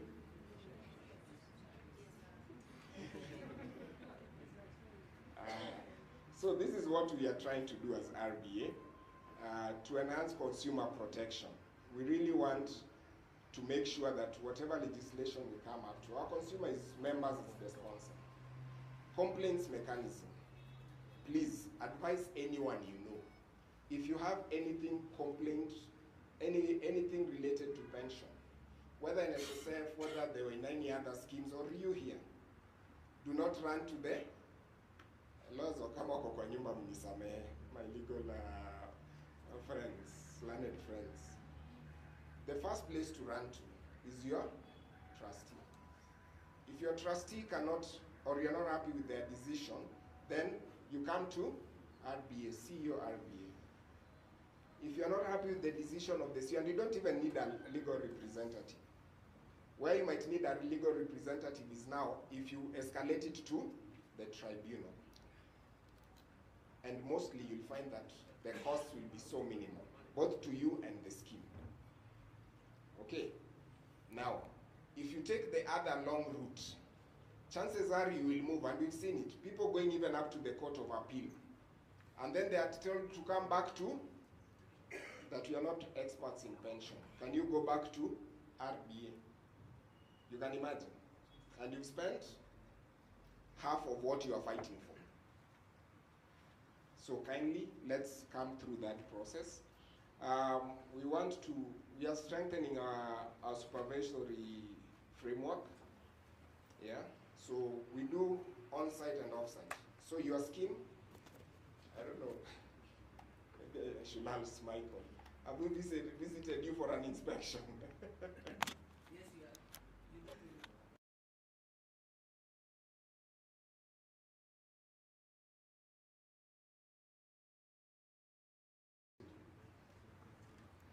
You get it? So with that, to make sure your money is well. That one we did, it's not that they're doing anything wrong. And that was now the normal regular. But if their risk was to go a bit higher, then now we will come for another one which is not very friendly. Yeah? So members, rest assured that we are working. We're not sleeping on our laurels. So we need to increase our asset collections. I will not reveal right now. But we're also trying to look at ways. How do we diversify investments of pension funds? You saw how it was skewed. When we say we also need to grow this economy, can't we also do it? We can, because this money, if it was pumped, say, to some companies, so we have rates and we have all that, can they build our entrepreneurs? Yes, they can. So that is a big role that our pension can also do. I'll not talk about this because these are beautiful things that you've been told over and over. But for anyone who is on contract, I believe the TDR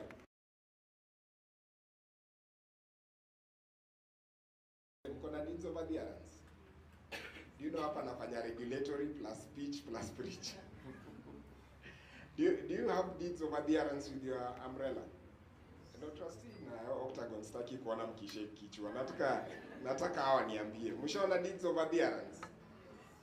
So, and it is good.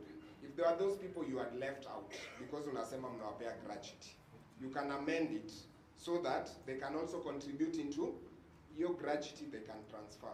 Now that I've mentioned gratuity, on the other hand, hata kama najua itatuponyoka, but you can still encourage people to bring it to save for future. Gratuity is now tax exempt. Mnajua hivi, ni free ama ni exempt, but you don't pay tax on gratuity. So we are really, and you see gratuity is also meant to cushion you. It's only that people think it is at ini asante, you've worked for us.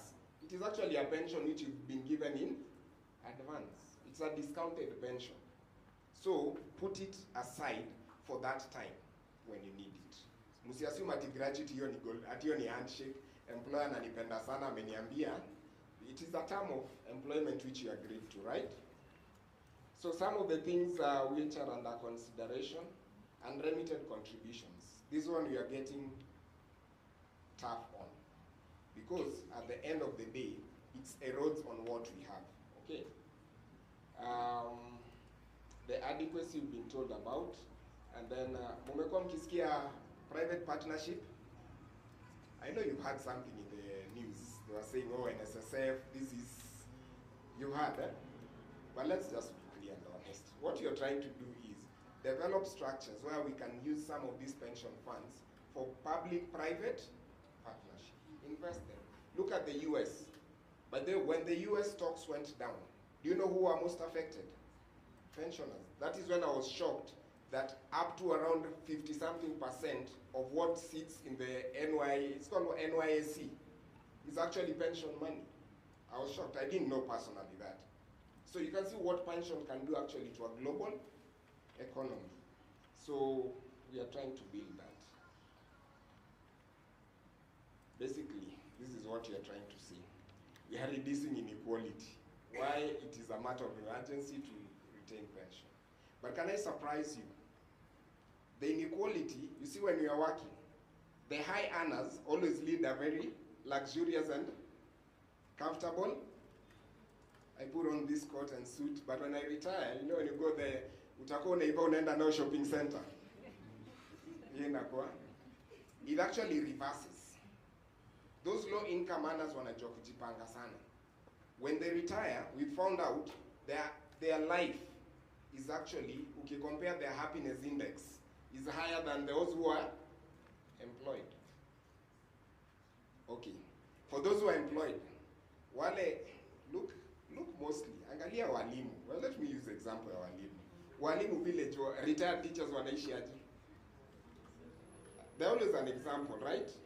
Akona duka, akona kila kitu, watoto wamesoma. Wewe unatoka hapo, kwanza getting into that community is a problem, because you rarely start thinking of your retirement home or place where you want to retire now, not tomorrow, It's supposed to be. And you see people take retirement or that age as something in the distance and even accumulating. You're told about, and I'm finishing, and see, najua nimepitiza time sana, na huku kwa unaniambia. You know, this is the only place where I can be regulated. But something like Warren, I don't know how to pronounce his second name. I don't know if it's Buffett or Buffett. Buffett ni ya chakula. Buffett. It's almost lunchtime. Do you know, I think by 2020 it was worth something like 73.5 billion. If you're keen and you follow what his steps are, he started investing at the age of 10 years. So what has come out is most of his wealth, actually 3/4 of his wealth, maybe that billionaire is when he reached the age of 60 because of compounding. So what we see in him is perseverance. You know, we always just been told the success. Warren Buffett is the richest, second richest, or third richest. But what about the journey? It is that power of compounding and starting early. Tell your people, time to know about retirement. And if you want them to have interest and start coming for a GM, induction, unamwambia about pension. Topic 1, pension. And in short, you are here to live, but we'll take care of you. Most people kiuliza how much they are deducted for pension, they don't know. Okay, in this room, how many know? 1, 2, 3. Where? Hata mjini pesa ngapi? Wangapi wanajua sasa hii NSSF wanadidaktiwa ngapi?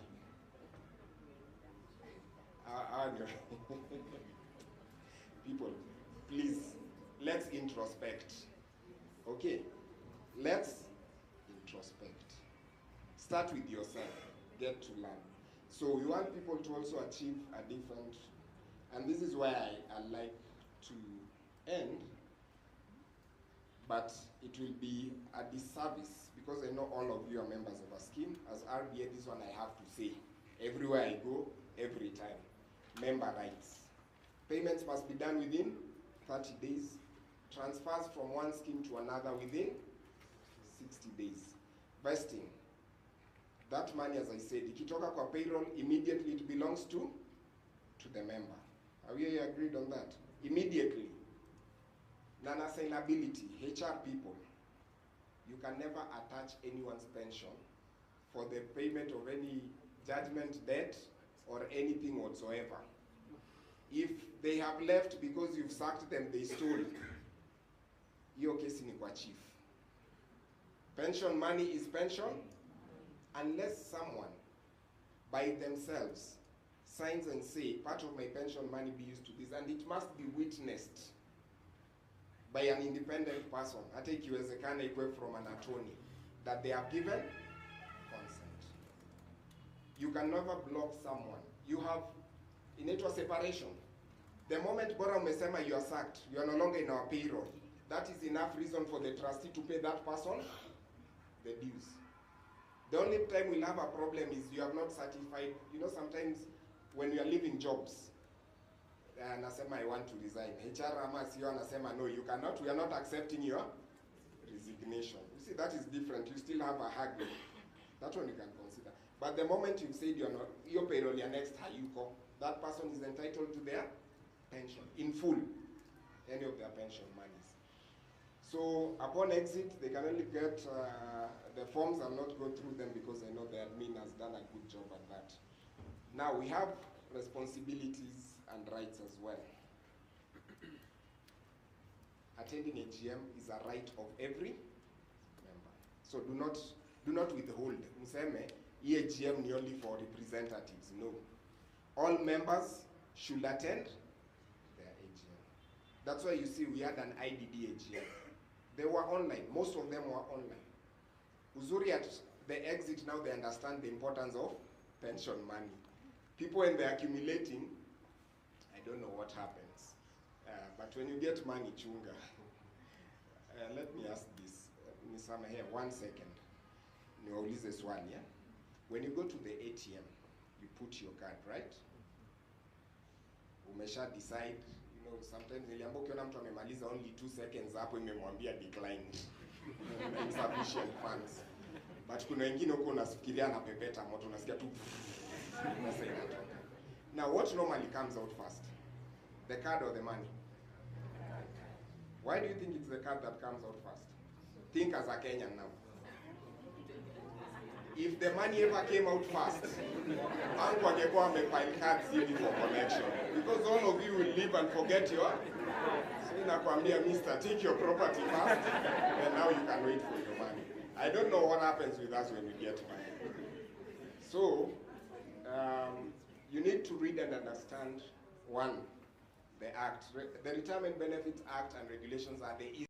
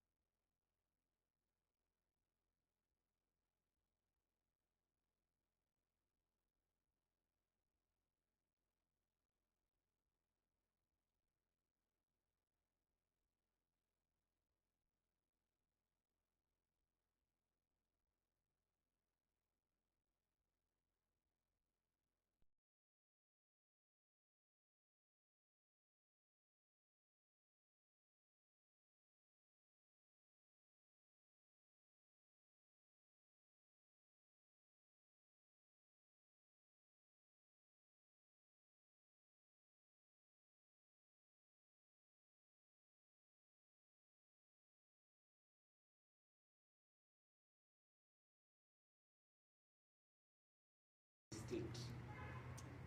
Pension does not form part of your, nataka mrudie hiyo, because upon demise, you cannot go and contest in courts and everywhere else.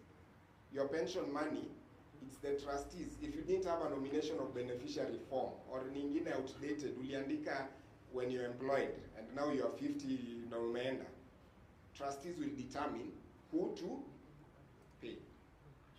They'll do a due diligence and ensure, and whenever there is a dispute, we always uphold what trustees do. And as long as they can show us, demonstrate that they did the appropriate due diligence and followed the right steps. So make sure you do it and you do it well. When you're uploading, because I've heard you're doing it digitally, make sure it is signed and witnessed. If it is not signed and witnessed, that one is null and void. It will not be upheld anywhere. Now, if you want to know these things are serious, hata watu wa lori wanakuambia hii maneno. Ujana wako utaamua uzeeni ucheze golfu ama ucheze. Mimi sikusema hivyo. Siku ingine nikaenda kuingia Nganya. Si mnajua hii ni ya Rongai. Ikaniambia ukiretire ngoje pension oshago sio kwa. Alafu mnasema hii ni historia.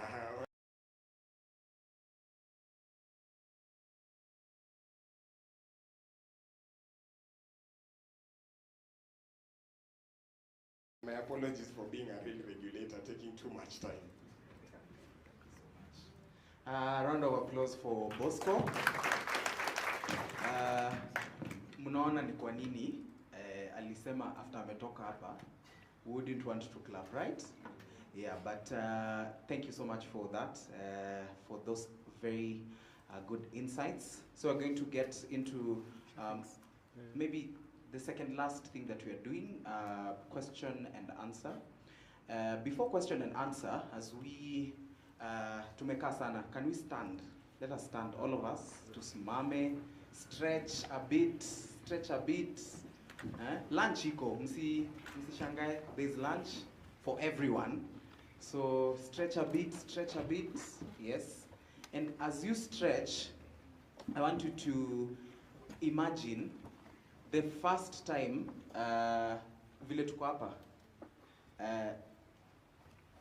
someone who has checked their pension balance for the last 6 months. Tuseme ukweli, nani amecheck? Inua mkono. So when hamjainua, does that mean that you are not in the program of doing that? hata hamjui. So can we say Bosco was right when he was saying the things he was saying? Huh? All right, so we can have a seat. Can have a seat. Thank you so much. All right, so we're going to get into a session of question and answer, and we'll first of all ask the first question to Ongiro. Ongiro ndio mdosi hapa sasa, tabidi leo amejibu maswali. Yes. So, what are the roles as management committee in running the pension scheme for the members? Ongiro, you can just give us the roles of the management committee, because some people might be here and they don't understand what the roles are.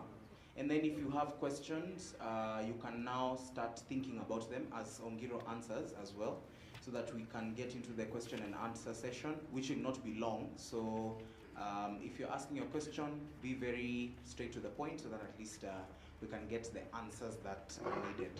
So Ongiro, you can, yes. What are the roles as management committee in running, your role as management committee in running the pension scheme for members? Hi, good afternoon. I'm the one paying for lunch. Good afternoon.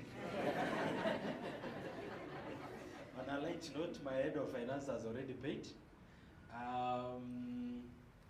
We have, in the morning, we spoke about the governance structure of a pension scheme.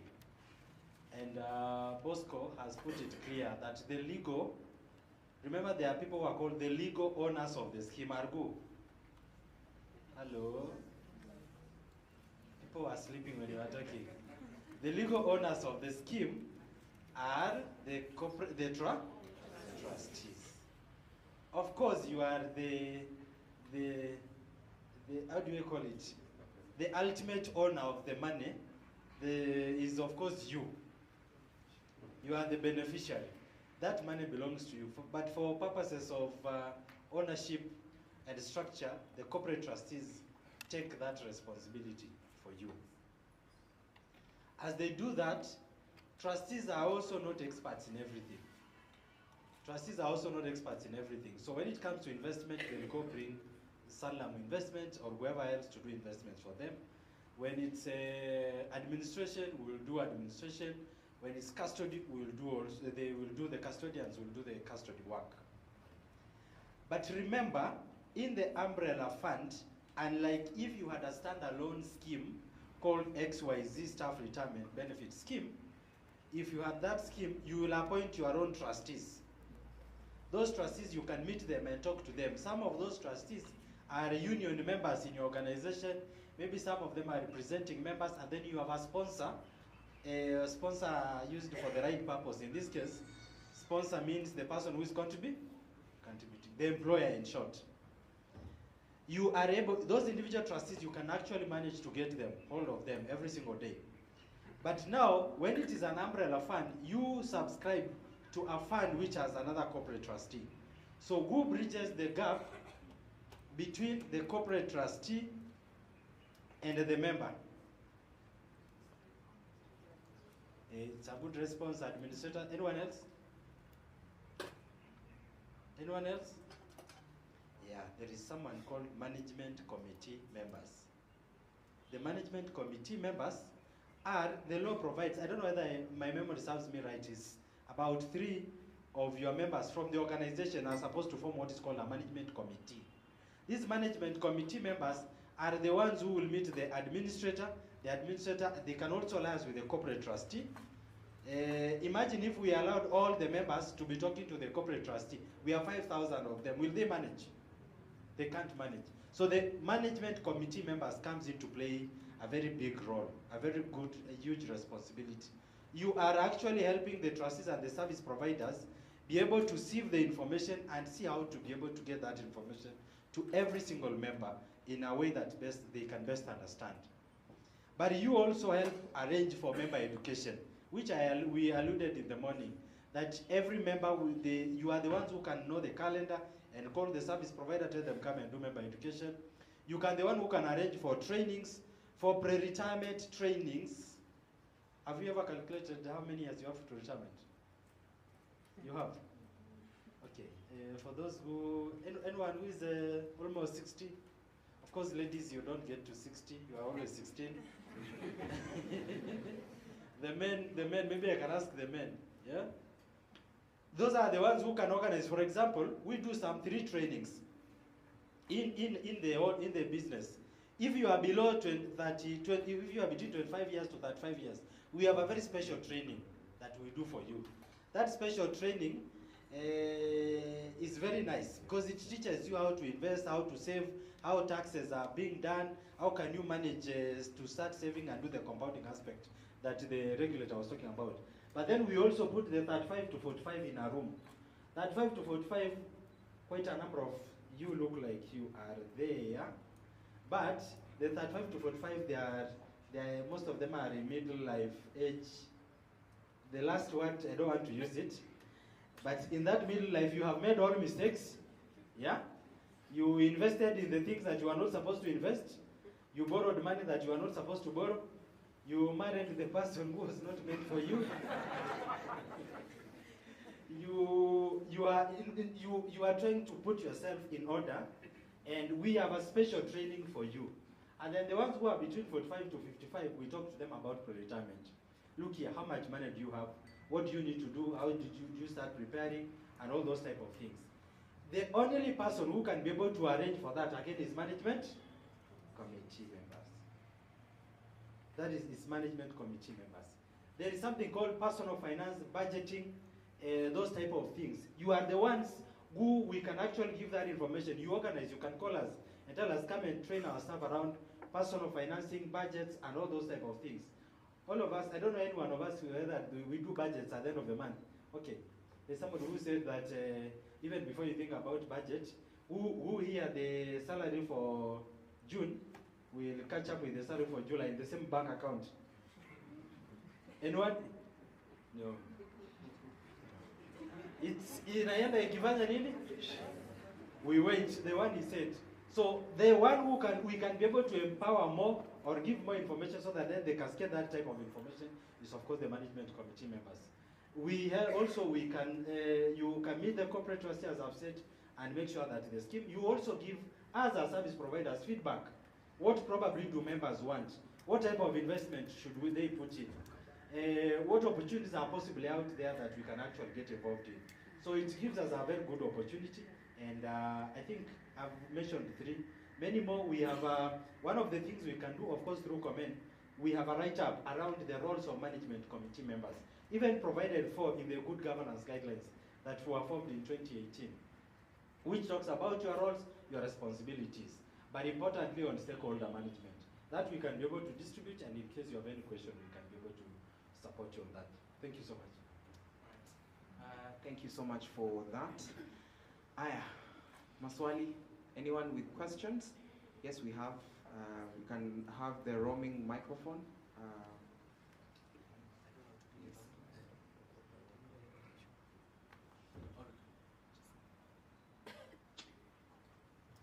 Okay, we have her. Anyone else with a question? We have at the table at the back, so after, yes. Right. Okay, good afternoon. My name is Angela. I'm a HR consultant. Now, in the SME space, it's erratic and in between. In the absence of a management committee, what would suffice and what would be deemed compliant? Because I'm looking at a case where I'm supporting maybe 6 companies.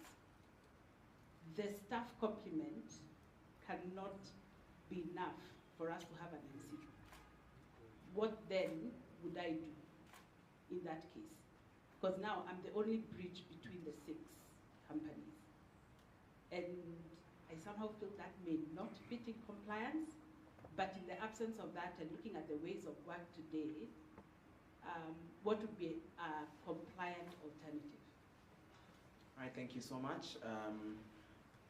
For the people who are taking the questions, I think you've gotten that one. In the SME space, compliance in SME space, how does that work? All right, we can go to the table at the back. Good afternoon, everyone. My name is Applin. I would just like to ask the RBA person, what is it doing about the non-remittance for the companies, 11 companies who have not remitted their contribution? And then the second one, we've talked of the post-medical after the retirement. I would like to ask the chairman for Octagon. Since he started the pension, he had seen the future of welfare of everyone. Can he also include that in one of the trustees' deed as mandatory? Because by the end of the day, it's like we are saving for the medication after retirement. We'll not have the medical cover. We are out there, we are not in the payroll, yet now we are saving. Can he include that also in his bid so that every member, it's just to educate us, maybe they don't know. We include it so that as we are talking to members, it's part of what they are contributing for at the end of their retirement age. Thank you. Thank you for that. Anyone on this side before we move to the other side? Anyone? All right, so we can look at this side. There is one question from there.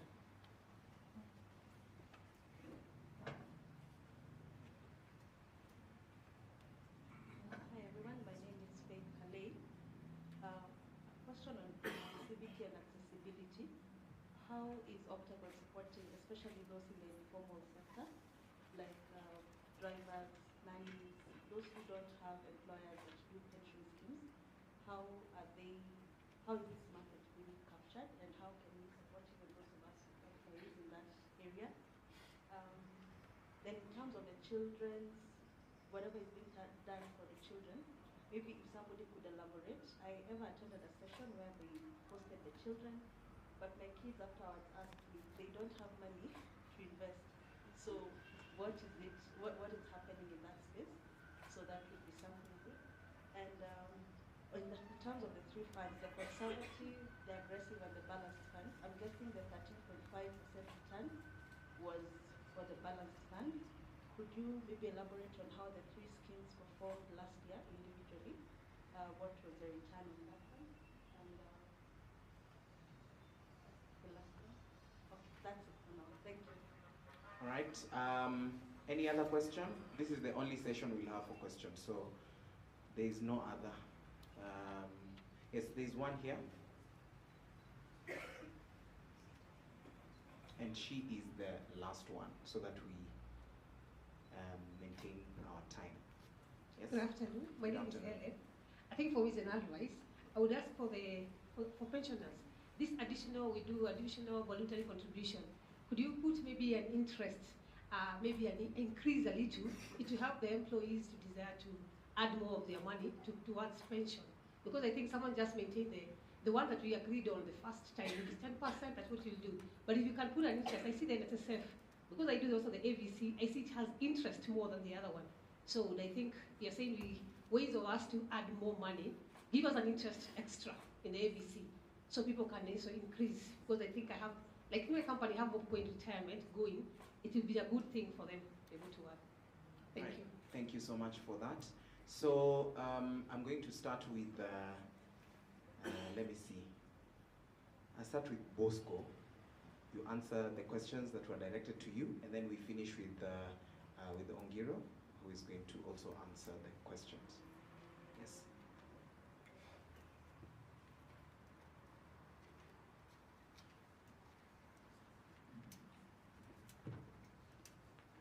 Thank you very much. When I was sitting, I couldn't see the lady who put me on the spot. Thank you. What are we doing about non-remittance for those 11 institutions? The first step is here today, and I thank Octagon for having this session. Stakeholder consultation. So we first begin by engaging you. So very soon you'll be seeing letters coming through the trustee. But unfortunately, when this letter comes, it will come as a demand So we normally issue a demand, and then we follow the procedures. It is a very, at the beginning, we try to engage and understand your position, and then we come up with a remedial action plan on how we can pay whatever is there, and then we also assess what difficulties are you facing. Are you able to continue, or is there something we can do to bridge that? However, going forward, in a general way, we have been engaging with KRA because we amended our act to allow for KRA to be able to become our, what they call, the agent for collection. But now we are going further. Now KRA also going to amend their act, I hope in due course, it's work in progress. So that now, because we found that there is a challenge. When you have to say the member representative, who sometimes is the HR or finance person, you take, normally it's the trustee. We tell you, can you take the employer to court to see how you can recover? You see the challenge? You know you're broke, but you're taking your employer to court. But now you're saying, sometimes because some employers they just become mischievous. They decide pension is far away, so I can reduce that wage bill in a way technically, but not remit. So we are saying anything that is deducted must be, and especially the employee portion, because that is a debt. The employee portion, that one we should not even have discussions. That one must come in, whatever happens. But those are the steps you're taking. For those of you who are here and have not, so you should be expecting some demand letters from RB in the next few. However, you can come to us earlier before they land there. Allow me to comment, if you may, on PRMF. PRMF is a subject dear to us, and we're saying the trust, it's all trusted, and I'm sure even your umbrella fund trustee allows for PRMF. PRMF, post-retirement medical fund, is voluntary in nature. So members are allowed to either contribute or not contribute. What employers are now doing, just the same way I said about pension, they are putting it as compulsory through their employment contract. So when you come in, you're told there'll be pension and there'll be a PRMF portion. If the employer is good enough and wants to put in a contribution, then they must do a resolution to say that for every member who's contributing, say if they're doing 2%, we'll add them another 2%, just like the pension. Some employers are already doing that so that they cushion their employees. But that one now you must have a resolution. However, we can't put it in the trust deed that it is mandatory because the law says it is voluntary. But now you can do it through your contracts. For education, please call on us. We can talk to your members, to our employees. RBA will do it for free. You're already paying levy through Octagon umbrella. Just call us, we will come. If it's just on PRMF, we will educate them on PRMF. If it's on income drawdown or other issues, we'll do just that.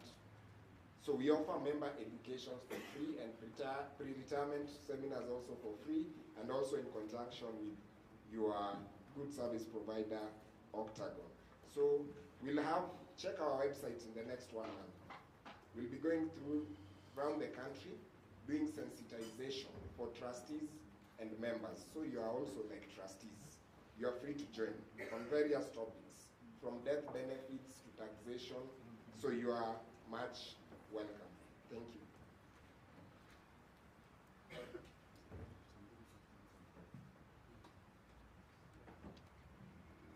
There is a question that was asked by our sister the other side on, I think PRMS that has been explained, yeah? You're good, yeah. On the other question that Faith asked on the informal sector, we have, one of the things we did is we have quite a number of personal pension plans. So I want to specifically say we have Octagon personal pension scheme, which you can be able to contribute at an individual level. If you have as a child who you want to start contributing for or encouraging them to save, assist a brother, we have Octagon personal pension scheme, which equally gives very good returns.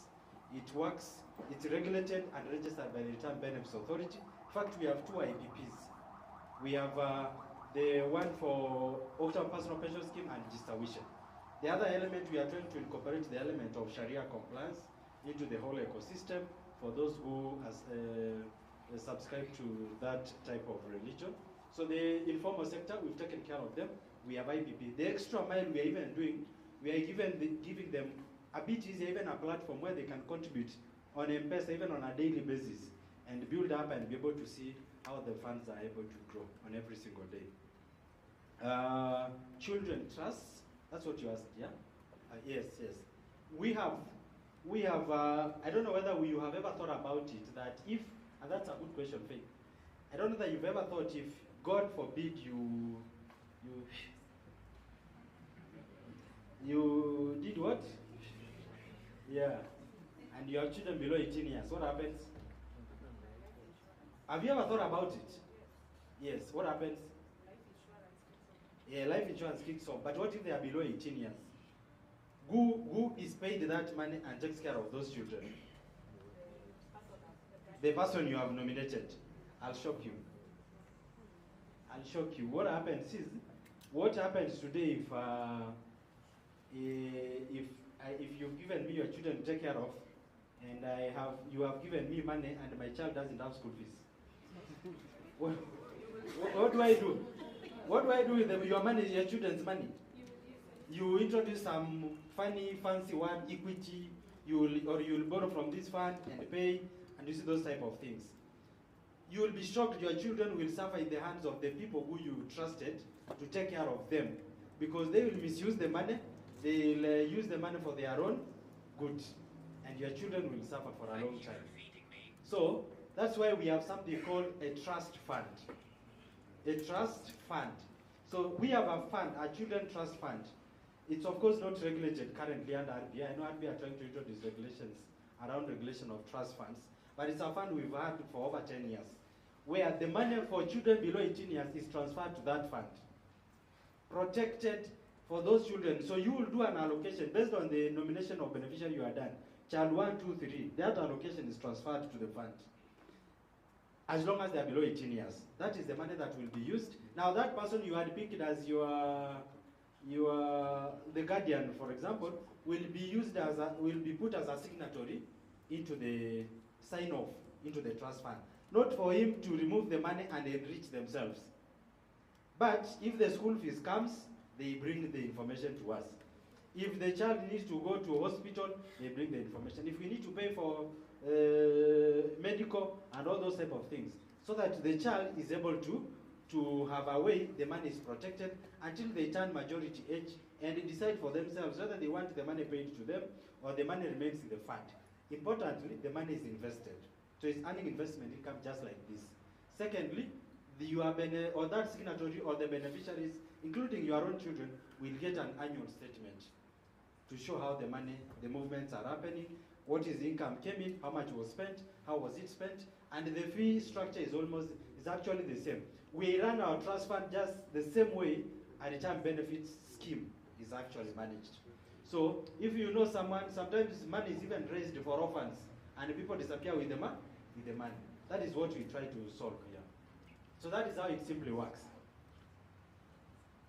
I'm sure most of us didn't know that exists, yeah? On fund returns per fund, I'll leave comment to tell us the returns for each fund. Comment? Take the floor.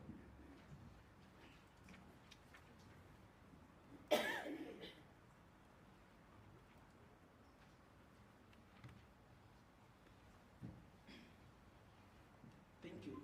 Good afternoon. Now, during the presentation of Davis, he mentioned about the three funds: the balance fund, the conservative, and the aggressive. So for those who are in conservative, they receive 12.6% net interest. For those who are in aggressive, for which I would wish to confirm that we don't have even a single employer who opted for aggressive, but the actual return is 16.2%. Yeah, 16.2%. But now for the balance is 13.8%. Okay? So I believe I've answered that question. I wish to touch something which was asked in regards to post-retirement medical fund. It has been mentioned. One, we confirm that we have amended our TDR to incorporate post-retirement medical fund. What that means is that as a participating employer, your members or your staff, they can contribute now for both pension and post-retirement medical fund. We know that having this in our TDR is not the ultimate solution. So we'll be very, we want to introduce what we call the modeler. That is, be able to share with your members and the employers so that you can see how much you can save today that will give you a certain amount in the future at retirement. So that will be able, I will incorporate that in all our engagement with your staff or with your members so that they see the importance of saving for both pension and what? Post-retirement medical fund.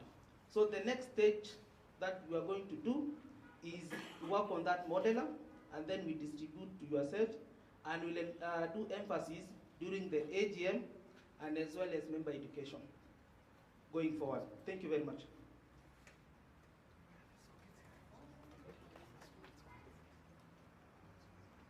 I'm being reminded about something of KYC. Now, I wish to inform you because you are the liaison persons to the members.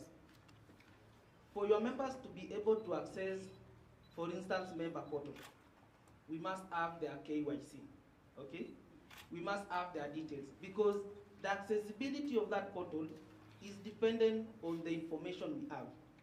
So, for instance, if we don't have their emails, their phone numbers, it will be a challenge for them to access the portal. And we are very intentional to reach out to these members, and what we have done is that if you have access to the HR portal, you can assist us to do the updates. Because we believe as an HR, you are able to have the record of those members. So if you update that record, we'll be able to share with them their credentials so that they can log into the member portal. So we highly request, if you have access to that portal, kindly assist us in updating member records so that we are able to allow your members get information in relation to the scheme, of which most of the things, actually functionalities, we have given to the HR portal. So as the person you have access, you can assist us in updating the records to ensure that your members are able to access their statements and their member records. Thank you very much.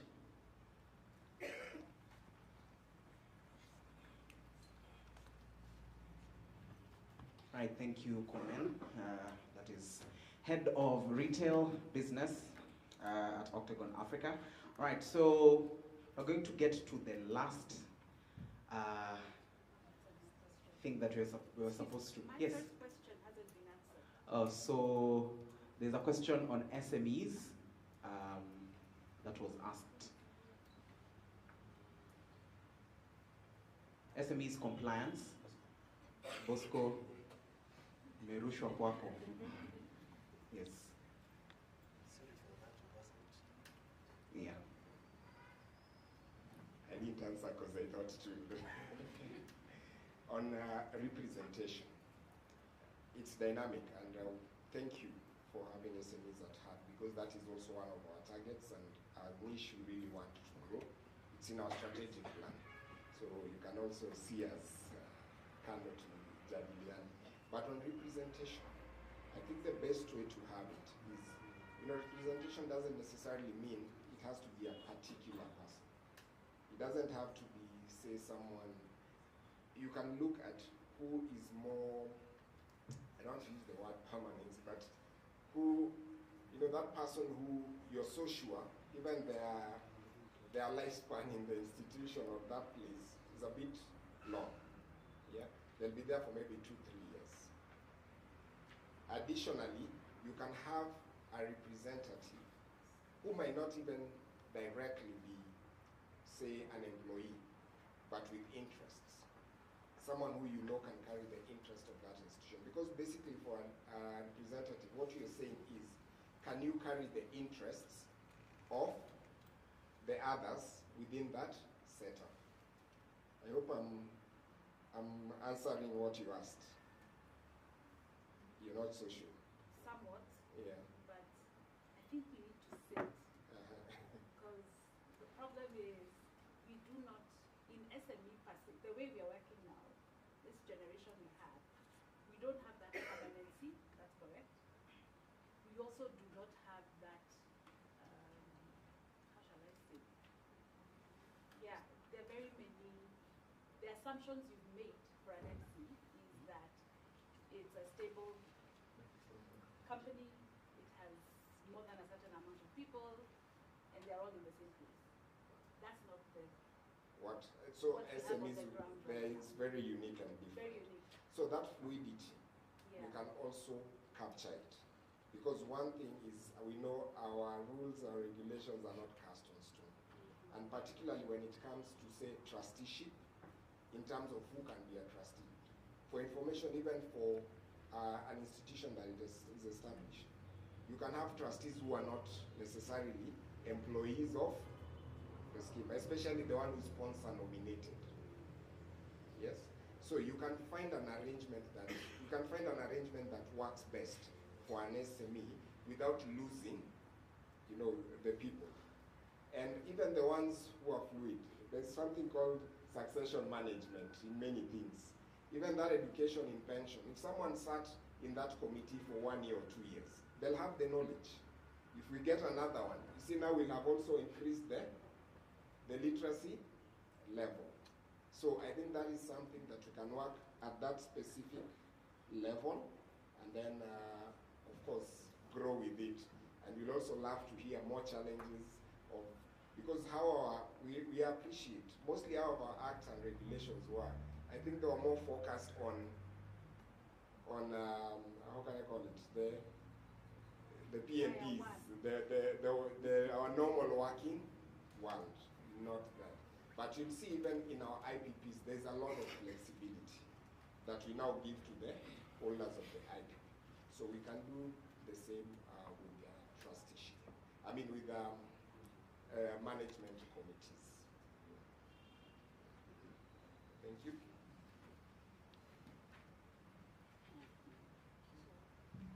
Thank you so much for that.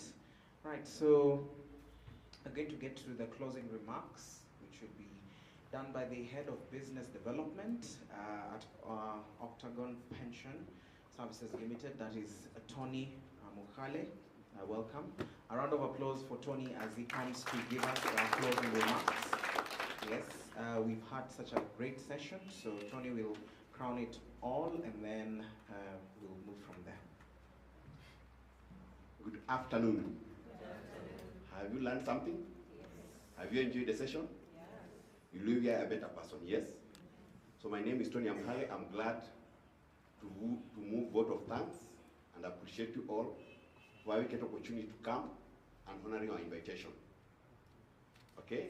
Octagon, we are privileged to be part of your retirement journey so that the time you leave service, you leave a better person, you enjoy your retirement, and I want to confirm to you from Octagon Africa that we are ready to serve you in a better and improved services. We look forward to making sure that we grow and better our life retirement. So allow me to appreciate you once again, our guests, and I'll just call your name. There are those you have written in abbreviation because they are long. So I will start by GS1 Kenya, Kianda School, AIM, Virtual HR, Grace Point, Ocean, University of Embu, Samia Africa, GMK Auditors, AIC Milimani, AIC Utawala GCC, Ocean Agriculture, Molena, Scribe, Thales, AAK, AACC, Githunguri Dairies, Forza Consultants, East African Educational Publishers, Fairview, Academic Services, DN, Lockbix Limited, Preferred Personnel Africa, Afralty, PVC, GMK, Mastercard, Mzalendo Trust, Coast Waterworks Development Agency, Dotwood Design, Mr. Price, MNG, FPFK, and we really appreciate to work with you. In the same note, allow us to appreciate our service providers who have joined us to make sure this day is a successful. Our regulator, led by Mr. Bosco, Sanlam, MTC, our corporate trustee, and allow me also to acknowledge the employers that joined Octagon umbrella, the first one, St. Peter's, Juja, and the latest kid on the block, Dotwood Design, who joined the latest last month. So we are glad to work with you to make sure our house is warm, we get a solution for you, and as you leave from this place to your different destination, we urge you that go share the word about Octagon, and our team led by Michael Comen will be ready there for you to serve you. So I'm humbled, and Octagon is humbled to have you here, and we look forward to having a good journey together. Be blessed. I'm being reminded, because I was the only person standing between this and the next solution. Yeah? But I believe our MC is ready for that. Thank you. All right, a round of applause for Tony for carrying it all. Yes, we've come to the end. We've laughed, of course. We have learned, and we are going to retire rich. I hope we promise ourselves that. Cindy, we were told here in the morning by Mr. Waswa, like it's like a relationship. The more you invest in it, the more it will give you back, right? All right, so as we go for lunch, as you walk out, there is a meal card that you're going to get it's out there. So don't leave without a meal card. We're going to go upstairs, mezzanine at poolside. That is where the lunch is being served. So ensure you get your meal card and go upstairs for lunch. Otherwise, we've come to the end of this particular session. Thank you so much. I've been your MC, Nyakundi Kelvin. Thank you so much for joining us and coming to this Octagon event this Friday. All right, thank you so much. We've come to the end.